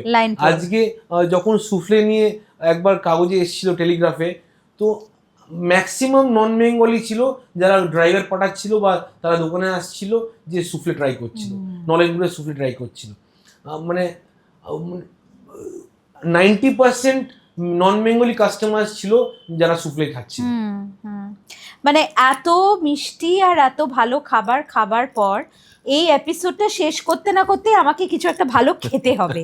সো মেনলি আমি হয়তো বনফেম থেকেই অর্ডার করব, অ্যান্ড অফকোর্স বলরাম মল্লিক আমাদের সুখে দুঃখের আমাদের একটা বন্ধুর মতন। আমার মাই লেট মাদার্স ভীষণ ফেভারিট, মানে মা খুব ভালোবাসতো বলরাম মল্লিকের মিষ্টি, আমাদের সকলেরই খুব প্রিয়। আমি আশা করব তোমার তোমার কি বলবো একটা ইঞ্জিনিয়াস মাইন্ড, যেখানে তুমি কন্টিনিউয়াসলি ভাবছো যে ব্র্যান্ডটাকে আরও আমি কি করে গ্লোবাল একটা জায়গায় আনতে পারি। I will hope that through Balaram Mallick we really reach, as you're saying, the success story of a Lindt or a Godiva, মানে আজকে মানে ইভেন আ নন বেঙ্গলি বা একটা যদি বিদেশীয় কোনো আমাদের বন্ধু আসে, সে যেন ওই মিষ্টিটা নিয়ে যে প্রেজেন্ট করতে পারে যে দেখো আমি কলকাতায় এসেছি, this is the chocolate of the east. ওটাই আমার ড্রিম যে কলকাতাকে সিনোনিমাস করব বলরাম মল্লিকের সাথে। How beautiful is that. Baluchari কলকাতার, বলরাম মল্লিকও আশা করি মানে একদিন সেই দিনটা খুব দূরে নয়, আমার মনে হয় অনেকটা তুমি ব্যাটিং করে ফেলেছো, কিন্তু মানে আমি তো এটাই বলবো যে আমার এই সিরিজটা করার পেছনে মোটিভেশনটাই এটা ছিল যে আমি যখন 22 বছর কলকাতার বাইরে থেকেছি, আমিও হয়তো এই দেখবে একটা টিপিক্যাল প্রবাসী বাঙালিদের একটা মেন্টালিটি হয় যে এখানে সব কিছুই ইজ নট ওয়ার্কিং, কোনো চাকরি নেই, সবাই এখানে খুব একটা ডাল জায়গা। আমি বলবো এটা একটা অপরচুনিটি, হ্যাঁ, লোকে এটা ডিসঅ্যাডভান্টেজ বলবে, কিন্তু আমি বলবো এটা অ্যাডভান্টেজ একটা, যে এখনো আমাদের এখানে মার্কেটটা ভার্জিন বলতে পারো, এখনো স্কোপ আছে। অন্য জায়গায় ওটা স্যাচুরেশন হয়ে গেছে, তুমি ওখানে যদি যাও ওখানে তুমি পাত্তাই পাবে না হয়তো, কিন্তু এখনো কলকাতায় নতুন জিনিস করা অনেক বাকি আছে, ইন্ডাস্ট্রি আসা বাকি আছে। যদি তারপর নাম চলে আসে কলকাতায়, একটা যদি বড় নাম আসে কলকাতায়, পুরো গেমটাই চেঞ্জ হয়ে যাবে। আমাদের ভিউয়াররা অনেকটা তোমার কাস্টমারের মতন, যে সব কিছু দেখছে, তারা নতুন গুড় তারপরে জেলাটো সব কিছু দেখছে, কিন্তু সাবস্ক্রাইব বাটনটা ওনারা ক্লিক করছেন না। সো তুমি যদি একটু একটা শাউট আউট ফর সাবস্ক্রিপশন দাও, আমাদের show is straight up with Shri, এবং this is the business in Bengal series. I would love to feature your friend, for instance, to have a woman business leader and second generation, third generation. আমি জানি যে এই সিরিজটা will become a game changer. And অনেক যারা বাংলার বাইরে বাঙালিরা বসে আছে, শহরকে মিস করে, মিষ্টি মিস করে, পিঠে পার্বণ মিস করে, এখানে তো কিছুই হচ্ছে না রে, এখানে কোনো চাকরি নেই, কী আর করবো এসে, আমরা তো এসছি, আমরা তো করছি। তো এটা দেখেও মানে যেটা বলছে না সুদীপ, যে জিনা ইহা মারনা ইহা আর মিঠা খানা ইহা। তো সুদীপ, একটা শাউট আউট ফর সাবস্ক্রিপশনস। মিষ্টি খাও আর সাবস্ক্রাইব করো state up with Shree. Thank you so much, that was short and sweet. ভীষণ ভালো আড্ডা হলো আমার। তো আপনারা মাঝে মাঝেই এখন এই বিজনেস লিডার্সদের দেখবেন as part of the series, তো মনে হবে যে আরে কি হলো, আমাদের অ্যাক্টার্সরা বন্ধ হয়ে গেল নাকি? না, অ্যাক্টার্সরা বন্ধ হয়নি, কিন্তু অ্যাক্টার্সরাও যেরকম অ্যাচিভার, যেরকম ড্রিমার, যেরকম পাথ ফাইন্ডার, সো আর এন্টারপ্রেনিয়র্স। এবং I believe that entrepreneurship, slip of tongue, is going to be the way this state will change. একটা সময় তুমি খুব বড় কথা আজকে বলেছো যে বাঙালিরা ব্যবসা করতো। তুমি যদি নর্থ ক্যালকাটার প্রতিটা ওই মানে দালান দেয়া সে বিরাট বিরাট এক একটা বাড়ি দেখো, হ্যাঁ, ছাতুলাটু বাবুর বাড়িতে যে পুজো হয়, শোভাবাজার রাজবাড়ি, এরা কিন্তু সবাই ব্যবসাদার ছিলেন। ধন্য ধান্যে পুষ্পে ভরা, মানে সেই গানের কথা was the reality of the state. Let us make a commitment যে আমরা each in our own way we will bring that prosperity back, যাতে আমাদের নেক্সট জেনারেশন, এই যে আমার বোন, she dreams of being a chef and opening a restaurant, perhaps she will one day work for Bonfem, or perhaps one day she will then ওই এক্সপিরিয়েন্সে she will not say যে দিদি আমি কলকাতায় কিছু করবো না, কলকাতাতেই আমার ছোট্ট গেরু will have her dream cafe, যেরকম তুমি চাইছো যে তোমার বাচ্চারা they continue in the legacy and just don't go outside for greener pasture. আমি অলওয়েজ বলি the grass is greener where you water it. Thank you for being such a proud Bengali. Thank you so much. Thank you. It's our pleasure, Sudeep, and thank you so much for proving যে মিষ্টি can compete with any global dessert. And তুমি যে through your মিষ্টি, তুমি যে এই ট্যাবুগুলো break করছো, পিঠে পার্বণ বলো, এই যে ধরে নাও মুস, সেটা যে খালি চকলেট দিয়েই হবে, সেটা একটা ম্যাঙ্গো দিয়ে একটা মিষ্টির দোকানেও সেটা পাওয়া যেতে পারে। প্লাস মিষ্টির দোকান is a one stop shop like a patisserie, সেখানে ব্রেড পাওয়া যাবে, সেখানে একটু ডালমুট পাওয়া যাবে। I think this is a very, very progressive মানে thought process. More power to you. ভাল লাগলো আমার ভীষণ আড্ডাটা মেরে, একটু অন্যরকম আড্ডা, কিন্তু ভীষণ ভীষণ থ্রিলিং একটা আড্ডা হলো। Lot of things to learn for us. যদি আপনাদের এই এপিসোডটা ভালো লেগে থাকে, আই এম শিওর লেগেছে, আমি জানি এপিসোডটা দেখে আপনারা খাবেন, এটা তো মানে পাক্কা। মিষ্টি খাবেন কি বনফেমের সুন্দর খাবার খাবেন আমি জানি না, কিন্তু খাবেন এটা আমি জানি। Please encourage your children in entrepreneurship, এটা আমি বারবার বলি। আমি অনেক কলেজে যখন পড়াতে যাই, আমার অনেক ছাত্ররা বলে যে ম্যাম আমরা মিডিয়া নিয়েছি, এটা আমাদের বাবা মার পছন্দ হয়নি, ওরা পছন্দ করতো যে আজকে যদি আমি মানে, আর তাও তুমি যদি জার্নালিস্ট হও একটা সম্মান আছে, কিন্তু তুমি যদি বিহাইন্ড দ্য ক্যামেরা একটা ক্যামেরার দাদা হও বা লাইটের কেউ কোনো কাজ করো, সেটার কোনো সম্মান নেই। আমার মনে আছে আমি আমার বোনের জন্য যখন আভেন কিনেছিলাম একটা দিওয়ালিতে, আমি সবসময় দিওয়ালিতে একটা ইলেকট্রনিক কিছু কিনি বাড়ির জন্য, আমার মা বলেছিল এত বড় একটা আনার কি আছে, বাট আমি না ওর মধ্যে ওই প্রতিভাটা দেখেছিলাম। And in my own way, one day when she becomes a chef, I want her to say or think যে my দিদি gave me that little push. We all need that little push. যেটা তোমার বাবা তোমাকে বড় কথাটা বললেন, বাড়ি বেচে দে রে, কিন্তু এটা কর। এই যে কনফিডেন্সটা, এইটা আপনারা আপনাদের বাচ্চাদের দিন। এত বড় একজন বিজনেস লিডার।